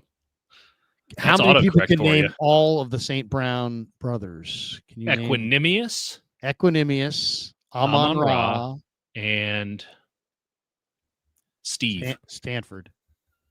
I forgot the other. I forgot the other St. Brown. Osiris. Osiris St. Brown. It was all Greek gods, right? Or Egyptian gods. I'm not sure actually about that. Yeah. Harry Johnson. Yes. Bosa needs some brisket chili to heal the ACL. It could work. It could work. There we go. Can't question it. I always find it interesting talking about folks with ACLs because it turns out I don't have them. What do you mean? Funny funny. I just don't have ACLs. You don't have any? I don't have. At some point in my growth spurt, both of the ACLs just didn't come along for the ride. Garrison Hurst didn't have one. Yeah. Remember that? They found out during the draft process. They were like, oh, this guy can't go high in the draft. He only had a phenomenal NFL career. There was a rebounder out of Pittsburgh, DeJuan Blair, really good college basketball player. DeJuan Blair. He didn't have ACLs either. And it's like, if you ever want, I can make some weird noises with my knees and they can bend in very weird ways. It's actually bailed me out a couple of times. Meanwhile, I know a buddy who's torn it like 6 times. So let's hit the rest of these topics before we get out of here. Niners averaged 3.3 a carry against Seattle, 3.0 a carry against the Saints, and 3.7 a carry against Arizona. What is the number one? What's your level of concern regarding their sluggish rushing attack? 3 out of 10. I think that they have faced 3 of the most sound defenses in the NFL when it comes to stopping outside zone. They all run the 4-0-4 front. Now, McDonald maybe has a little bit of a different look on the mint or the tight front than certainly Gannon and Brandon Staley do. But that front, it's often a 5-man look, but it's 3 down linemen at the 4 technique, 4-eye, 0 and 4-eye. It creates some real problems when you're dealing with protection schemes, particularly in the run game. And then you add in Arizona's 3 safety looks, which they ran yesterday, and they always run. And it creates real issues on trying to figure out second level stuff because of late rotation and gap fills that don't appear until the play is already underway. So I think that Jacksonville and their classic 4-man front with 2 linebackers and a nickel behind it is going to be manna from heaven on Sunday. And I think there's enough teams that still run that classic look, which, back in the day, you could say the Niners were that, but not under Robert Saleh.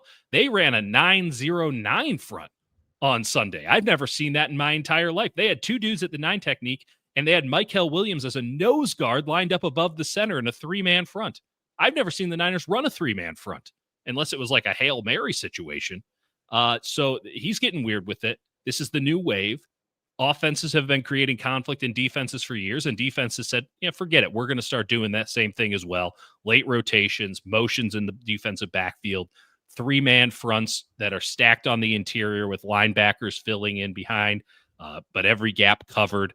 I think it was, I legitimately think it was the 3 toughest matchups you could get off the jump for a team that had some real challenges in the receiver room and also had separation issues with the guys that they had outside of Pearsall. I think that it opens up this week and moving forward. Maybe Jordan James is part of that solution, and maybe he'll get all the credit for it if he plays on Sunday. But I think that if you do the exact same stuff you've been doing against more classic looks, you're going to get a lot better results because it's just not as crowded. Those defenses are made to take away the Kubiak outside zone. And the 49ers offense isn't evolved enough at this juncture with the backup quarterback and all these injuries, and even with Brock and all these injuries, to be doing more advanced and particularly gap stuff. So I just think I think it's the defenses they're playing, and you tip your hat and you move forward. And if they can't do it against the Jaguars, we'll have a different conversation. I'll be proven wrong. I'd like to see them stick with it a little bit more. They seem a little impatient with it. I'd like to see them stay with it a little bit. I'd like to also see them, try some a little bit, some end arounds, try to loosen things up a little bit, see if you can get some misdirection going. I'd love to see them get in a little bit of rhythm. It seems like the only way they get their running game going is after the passing game gets going and they make first downs. They just struggle to initiate their rushing attack. I think we got to see it. This is an interesting game. The Arizona only averaged 2.8 yards a carry outside of that one Trey Benson 29-yard run. So they did a nice job defending the run. Jacksonville is running it really, really well right now. Yeah. So it'll be interesting to see if the Niners can stop their rushing attack. But as far as the Niner rushing attack, I'd like to see them stick with it a little bit more. I'd like to see a little bit more of a commitment to try to run it. And it would be nice to have a game where the first game they had nice offensive balance. I'd like to see them have offensive balance and not throw the ball all over the yard. Well, let's add this into the mix. I mean, when you're playing the defensive fronts that they've played, where they're really spreading you out, they're forcing you inside because they're taking away the outside and really setting a wide edge. That's when a great blocking tight end is so valuable, because you can win that edge and you can run behind him. They haven't had George Kittle since the second quarter of week 1. And they ran the ball pretty well in the first when he was on the field. So they're not really using Farrell very much. Well, Farrell's not been very good. Farrell's missing a lot of blocks. He's been really disappointing. When Tongas is getting the lion's share of the snaps at tight end. Yeah, because I mean, Farrell's out there. You know, he can't really. I mean, I know he caught a touchdown. That thing was slow developing, to say the least. So, like, he's not a pass catcher, and so you put Tongas out there. He's not a very good blocker. And again, these defenses are predicated on really taking away the onus off the offensive line and putting the point of attack from the defensive perspective on the outside, a fullback, a wide receiver, more often than not a tight end. When you don't have George Kittle there, when you have backup third string wide receivers, when you have a fullback who doesn't really block anymore, you run into some real issues. So again, I just think that getting into a more classic defense and getting George Kittle back, this thing's going to hum. We're coming down the home stretch, though. We do have, I want to share the screen and react to a couple of these Baldy breakdowns. Okay. Here's Baldy on, let's listen together. We'll find out together. Well, here you go. The Niners are 80 yards away, down 15-13, a minute 45 to go. They need a field goal to win it for supremacy in the NFC West. Right here, little tight end dump over the middle, linebacker bails. Mac Jones sees it right away. That's a drive starter, first down. Then you get this. You get a little slot blitz right here. Both Sky Moore and Mac Jones sees it together. Easy completion, first down. Now they're moving. All right? Like all yogis, breathe in, breathe out. Namaste, my friend. Here's Kendrick Bourne back in San Francisco, a little whip route. But if you get tackled in bounds in a 2-minute drill, get your ass up and get the ball to the umpire. He's got to spot the ball. Well done, Bourne. Next play. Here he is up top. Little double slant right here. Double slant. You get it to Bourne. Now he breaks the tackle, gets down to the 35-yard line. It sets him up for this right here. It sets him up for Christian McCaffrey on a slow screen. Good call. Excellent call by Shanahan right here. I get the ball in McCaffrey's hands. There's Connor Colby, the 7th-round pick. There's Brandon. There's Pooty. They're all looking for somebody to block down the field. 20 yards later, here's Mac Jones. Like a yogi. Breathe in, breathe out. Get lined up. Namaste, my friends. Let's spike it. Let's spike it. Stop the clock with no time left, and let's go kick the game-winning field goal, and let's go home. First place in the NFC West. Oh, nice little breakdown there from Baldy. I could watch Baldy just break down anything. And then he took his Cocoa Puffs, and he, with his right hand, he brought it to his mouth. I mean, he's good stuff. He's good. He's good. What do you think about drive? It was a nice drive. You know, one thing that we that Mac did reference in the post game, he's like, "Hey, man, I got a nice little thing going with Bourne." You know, but you forget both those guys were in New England together, and you know, they have some reps. It matters. It matters. I mean, the Niners aren't a team that does a lot of choice routes or anything like that, but there is an element of feel to playing the receiver position, even in the most rigid of systems like a Kyle Shanahan. Like you gotta have a feel to it. And Mac, it's so obvious that Mac feels really comfortable running Kyle's stuff. Like he gets it. He understands what Kyle's going for. He gets it. He reads the field, man. It's so annoying watching these other quarterbacks, and it was so annoying watching Garoppolo for all those years. Just like first read's not there, guess the play's over.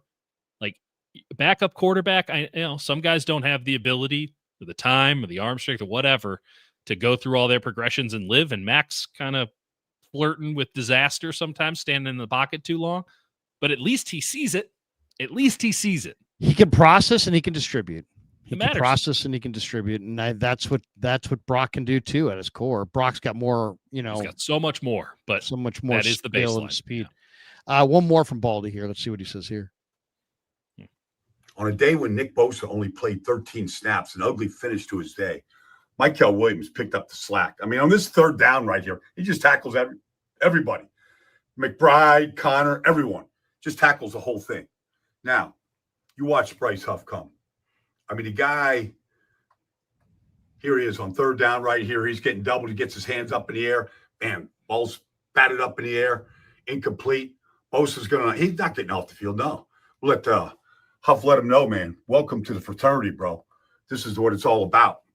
And then you just watch him. Like, he's just a Bugatti off the edge. His speed, they try to double him, and here it is. Like, it's hard to make an accurate throw when the Bugatti is just dumping you to the ground. Incomplete pass. And then 3rd and 1. You watch Bryce Huff off the edge and Fred right here. 3rd and 1, how they just stop James Conner cold. Both of them. Fred low, Huff high. Both get off their blocks. And then you just watch how Huff closes right here. Him and Michael right here. Together. Here they both come. At Kyler Murray. Down goes. That closes out the half right there. And then you watch this right here, okay? Huff's going to play the keeper. Michael's going to split the double team inside. They're both going to meet at the ball carrier. I mean, guys had to pick up the slack when Bosa went out. And that guy is going to be a monster. And Bryce Huff and Fred, that was a pretty good day. Pretty good looking defensive front in that game. On a day when Nick Bosa only played. No doubt. Niner fans love that little highlight right there. Lots of love. Yeah, they're seriously. Mikel looked amazing in this game. Huff looks amazing at this point. Yeah, we mentioned Warner and Winters. They got a lot of good things going on their defense, and it makes you wonder. I know at the beginning of the year they were probably thinking, okay, maybe those rookies won't come along. Now you're 3-0. You're winning with your backup quarterback. Your rookies are coming along. There's even more coming behind them. Guys like Nick Martin are coming. Do they get more excited about being all in on this year after their 3-0 start based on what they've seen from their young defenders? It's got to keep going. It's got to keep going. We'll see. I mean, they did a good job in adapting to the scenario on Sunday, but Jacksonville's a different challenge. I'm not sure if it's a stronger one, but it's a different one. And then that Rams game on Thursday night, I think, is going to tell us everything we need to know. If they can win that, go 3-0 in the division, game on. Like, doesn't Nick Bosa or not, like, game on. And if they don't, then maybe we pull it back a little bit. But we talked, Larry, you and I, and anybody who I think had a pulse, talked for an entire year plus about how this team couldn't stop the run. And Michael Williams has kind of come in and individually just stopped the run. I know that it's a lot of other people involved, but like Michael was on the field for 14 designed runs yesterday by the Arizona Cardinals. Cardinals got 35 yards on those design runs total, 2.5 yards a carry. I mean, you're playing him everywhere. He's getting double, triple teamed all the time. And he just keeps winning. They played him as a nose guard, Larry. They played him as a nose guard. It didn't matter. He just kept winning. Now, I will, say, obviously he doesn't have the pass rushing bag. We can all see that. It's just bull rush. And then the second aspect is I think that Arizona offensive line was seriously depleted yesterday. No Will Hernandez and no Paris. I always forget the last Paris name. Johnson. Paris Johnson, who's about as good as it gets at left tackle. He got 6 pressures, too. I mean, Mikel had 6 pressures. He wasn't just a run defender. He had 6 pressures. I mean, that's pretty good. It's the same thing, right? It's just I'm taking you, and you are coming with me. He is so strong. You can't block him with the tight end. Good luck with that. And you can double team him on the interior. He's going to find a way to get through. This is what we saw on tape at Georgia, and it's manifesting in the NFL. It's huge. It's huge. Would you like the 20-year-old to have more of a repertoire as a pass rusher? Sure, but it will come because the physical talent, I mean, there's nothing that's beyond this guy, and the sky's the limit for him in his career. But as of right now, he is a difference maker and frankly an entire defense changer with the way that he defends the run. I don't even think that I don't think that's really his trajectory, is to be this great edge guy. I just think he's going to get bigger, and almost everybody gets bigger over time, and he's already 270. He could easily become 285 and wind up being just every bit as physical and dominant as he is right now at 270, 275, just at a little bit heavier weight, just naturally as he gets a little bit older. So I think he's, I think he's ideally set or situated. And to me, the great mix is him and Huff.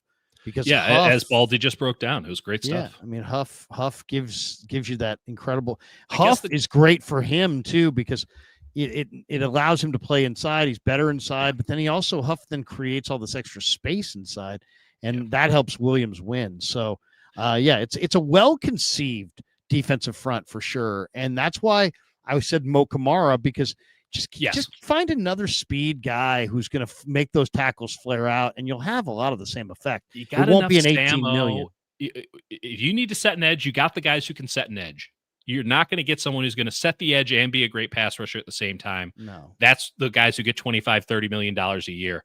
But Michael Clemens might be able to do that. I mean, that Maybe. The two Jets guys would be the most intriguing in the trade market. You. There's some good options. 3 last questions, quick ones, and we'll get out. Who is the most impressive of the 6?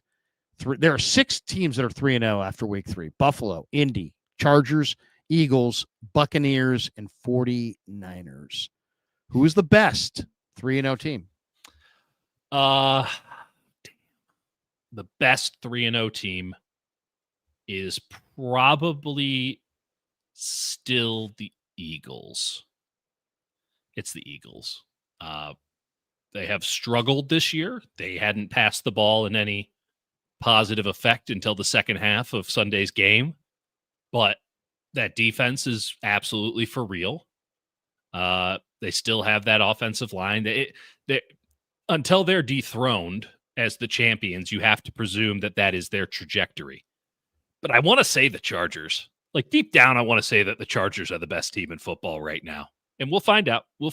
But they are playing at such a high level, even without Khalil Mack these last 2 games, that I can't get over it. And if we're going to go off, I'm couching, but it's the Eagles, but I want to say the Chargers. And if we're using the term impressive, who's impressed me most? It's the Colts. No one saw that. They're a juggernaut. They have a plus 47 point differential through 3 games. What? Daniel Jones is the best quarterback in the NFL right now. So who's impressed me the most? It's the Colts, who I thought everyone was going to get fired at the end of the year and have started 3-0 and hardly in the Tampa Bay Buccaneers 49ers manner of, getting away with one. The Duke boys got away with this one again. These guys are going out there and kicking ass. And I don't know how sustainable it is, but that's really just a Daniel Jones question because the rest of the team, is pretty damn good. I think objectively it's the Niners. And I know people would say, what? That's crazy. They look at all the flaws and they just lost Bosa and this and that. But look what they've done. 2 of the 3 games on the road, 2 of the games in the division. Seattle's damn good for that, yes, for that matter. The Saints. They've done it without Purdy in 2 games. They've done it with their backup quarterback. Chargers aren't beating people with their backup quarterback. Eagles aren't beating people with their backup quarterback. Niners are 2-0 with their backup quarterback. They haven't had Kittle. They haven't had Ayuk. JJ's hurt. It's like Trent. Yeah. We don't have enough time to go through all the injuries. Yeah, I mean, come on. I mean, it's the 49ers. The 49ers have the horses based on what's happened so far. I mean, the Chargers have looked good, but they played the Raiders. I mean, I watched that Raider game in New Orleans at the casino with JD on a 8K screen. The Raiders, hung in that game. I mean, it wasn't like that was a blowout.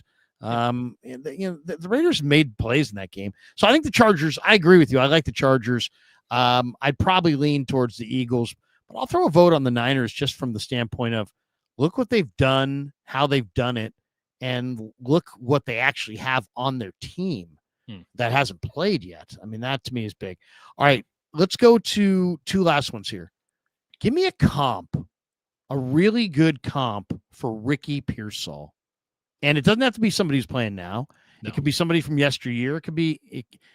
I don't know if I have one, but do you have one? Do you have a Ricky Pearsall comp? Nothing. If you say, what is it? What traits are we looking for?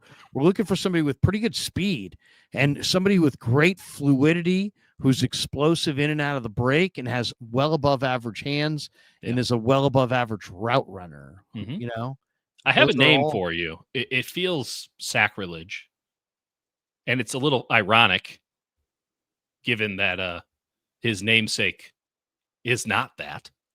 But Marvin Harrison, some Marvin Harrison there. What do you think? Marvin Harrison was even a little bit more slight. Yes, and that's kind of I like to have guys with the same type of body, right? Like you can't go like, oh, David Boston. Well, that's totally different ball game, you know. Marvin Harrison, tactician, clean route runner, great feel for the game. Somebody who was kind of sneaked up on you, right? You get those yaks, and you're like, how's this guy keep separating? He just okay. I got Marvin one. Harrison, and Marvin Harrison's a Hall of Fame receiver. That's too much. It's too much for Ricky Pearsall, but that's as close as I could get in the allotted time. Okay. I like that one. I also have a guy that, like Pearsall, there's many, many days that you sat there and go, how did that guy get all that separation? Yeah. How did that guy make all those impact plays? That guy's not physically dominant. He's not incredibly fast. He's not very big and powerful. How did he keep beating us? He kind of reminds me of a little bit of Torrey Holt. Oh, that's a great one. Shit, that should have been mine. That's so good. Kind of a stylish receiver, but at his core, just kind of a blue collar elements to it. And also kind of an unstoppable vibe about it. Like, you're not going to stop this guy. And Torrey Holt made Warner look really good. I get the feeling that Ricky Pearsall is going to make a lot of quarterbacks look really good. That's really good. That's a good one because of the big playability as well. Like Ricky's best route is like a deep 7, a deep 8.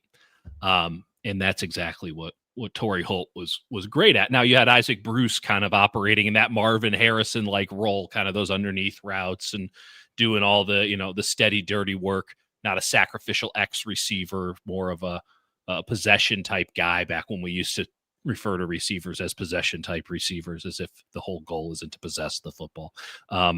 Torrey Holt's way better than Marvin Harrison. That's Torrey Holt's not in the Hall of Fame either, so it wouldn't have felt as sacrilege. That's the winner. You beat me again. Torrey Holt it is. Good call. All right, last question. We do have one more super that we should probably. Wonderful. The great Titus Moeller. Do you think getting Kayvon Thibodeau is truly possible? I do. It is truly possible, yeah. I think Thibodeau's gettable. And they don't Shane need surplus needs there. What's that? I don't think they like him, and I think that he's surplus needs. They would. I mean, you take Abdul Carter if he's there, right? Obviously, but now you're thinking like part of the reason that they were so keen to take Abdul Carter and not trade down or trade up or whatever is because they're like, Thibodeau kind of sucks. And I'm not saying he does, but like he was great at Oregon. He was great at Oregon. He was. It's funny how that works, where these guys who look so great at Oregon a lot of times don't work out. Don't apply that to Jordan James, though. It would never possibly apply to Jordan James. All right, last one. And I threw this out to Grant earlier, so it's a little bit of a repetitive. If people saw both, that's on your audience. It's new to me. I apologize to the audience, but I think it's juicy. Who's more likely to be a 49er next year? Robert Saleh or Mac Jones? And what's your methodology in thinking this through? Or both or neither? Those are your options. If I had 4 options, I'd say both. Both are likely to be Niners. Mm-hmm. I don't think that Mac is getting a starting job off of this 2-game sample. Mm-hmm. I think it would be another backup job somewhere else. And I don't think anyone's trading what the Niners would require to get Mac Jones off the roster. Like, think about this. Think about all these teams that are just desperate to have a quality backup quarterback, as if they didn't have the ability to get one 6 months ago. Think about how different the Niners 2024 season would look if Mac Jones had been the backup, as opposed to the smorgasbord of shit that they had going on behind Brock Purdy last year. Like, that is such a vital position in the league because every quarterback every year is missing a game or two, unless you're Josh Allen, in which case, I guess keep going with the Tom Moore school of we don't practice blanked. So they signed him to at least a 2-year contract on purpose. And Mac agreed to that contract on purpose. I think it was a total coup.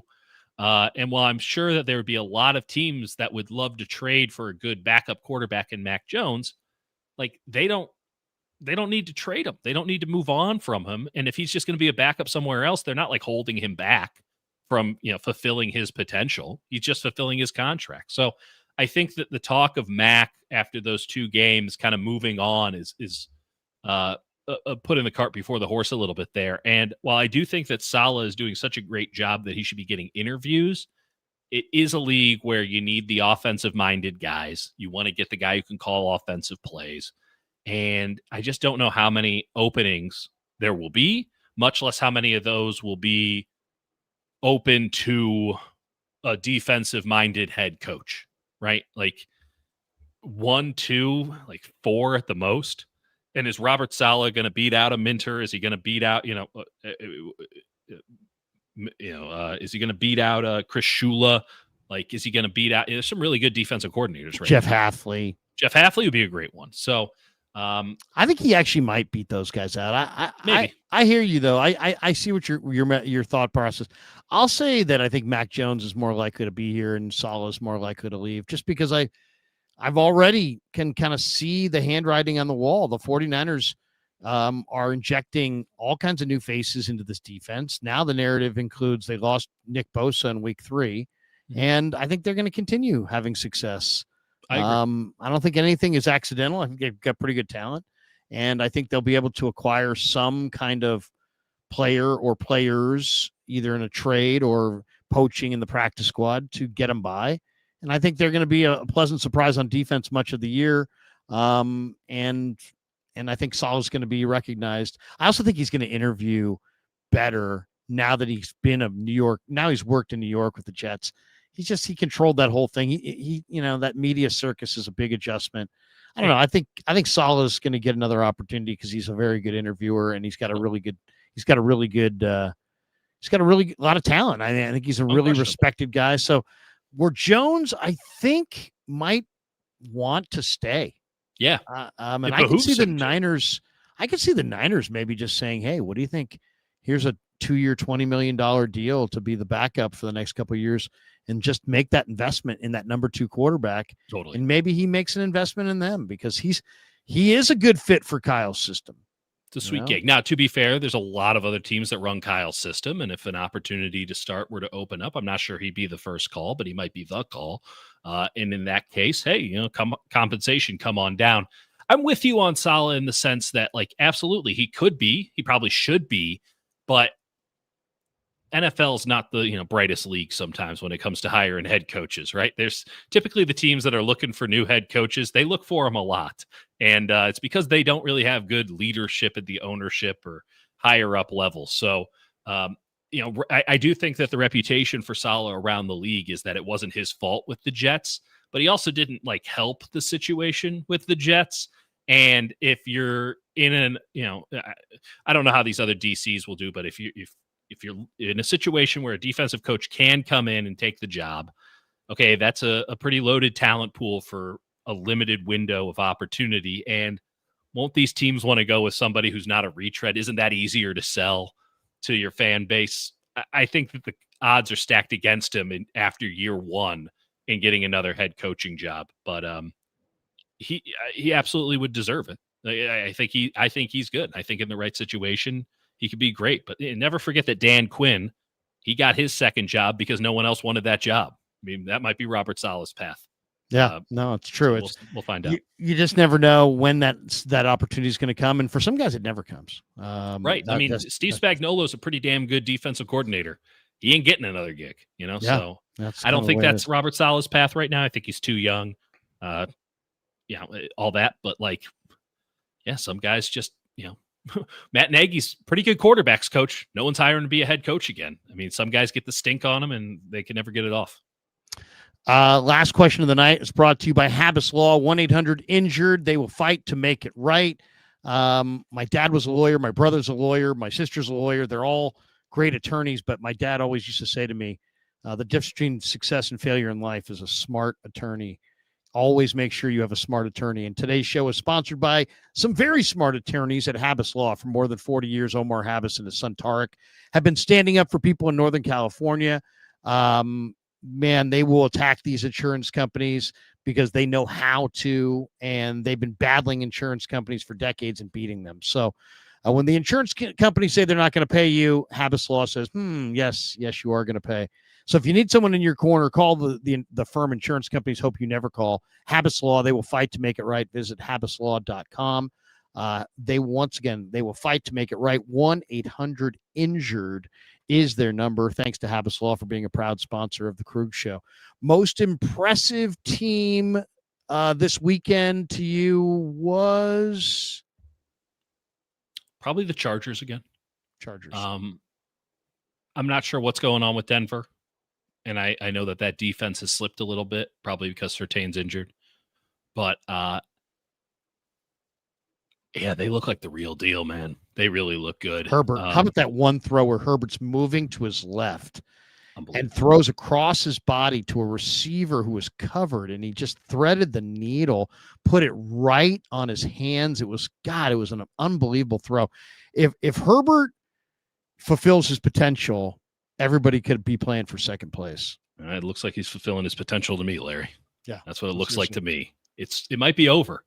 And my daughter somehow, my 2-year-old daughter, somehow took a liking to the Chargers over the last year. No flipping idea how. She just thinks Chargers. So I break down Chargers film every week with my daughter in the office. And let me tell you, I'm liking what I'm seeing there. And she really enjoys saying, "Hey, Daddy, Chargers." I really have no idea how this happened, but we might be going to that game during the mini bye.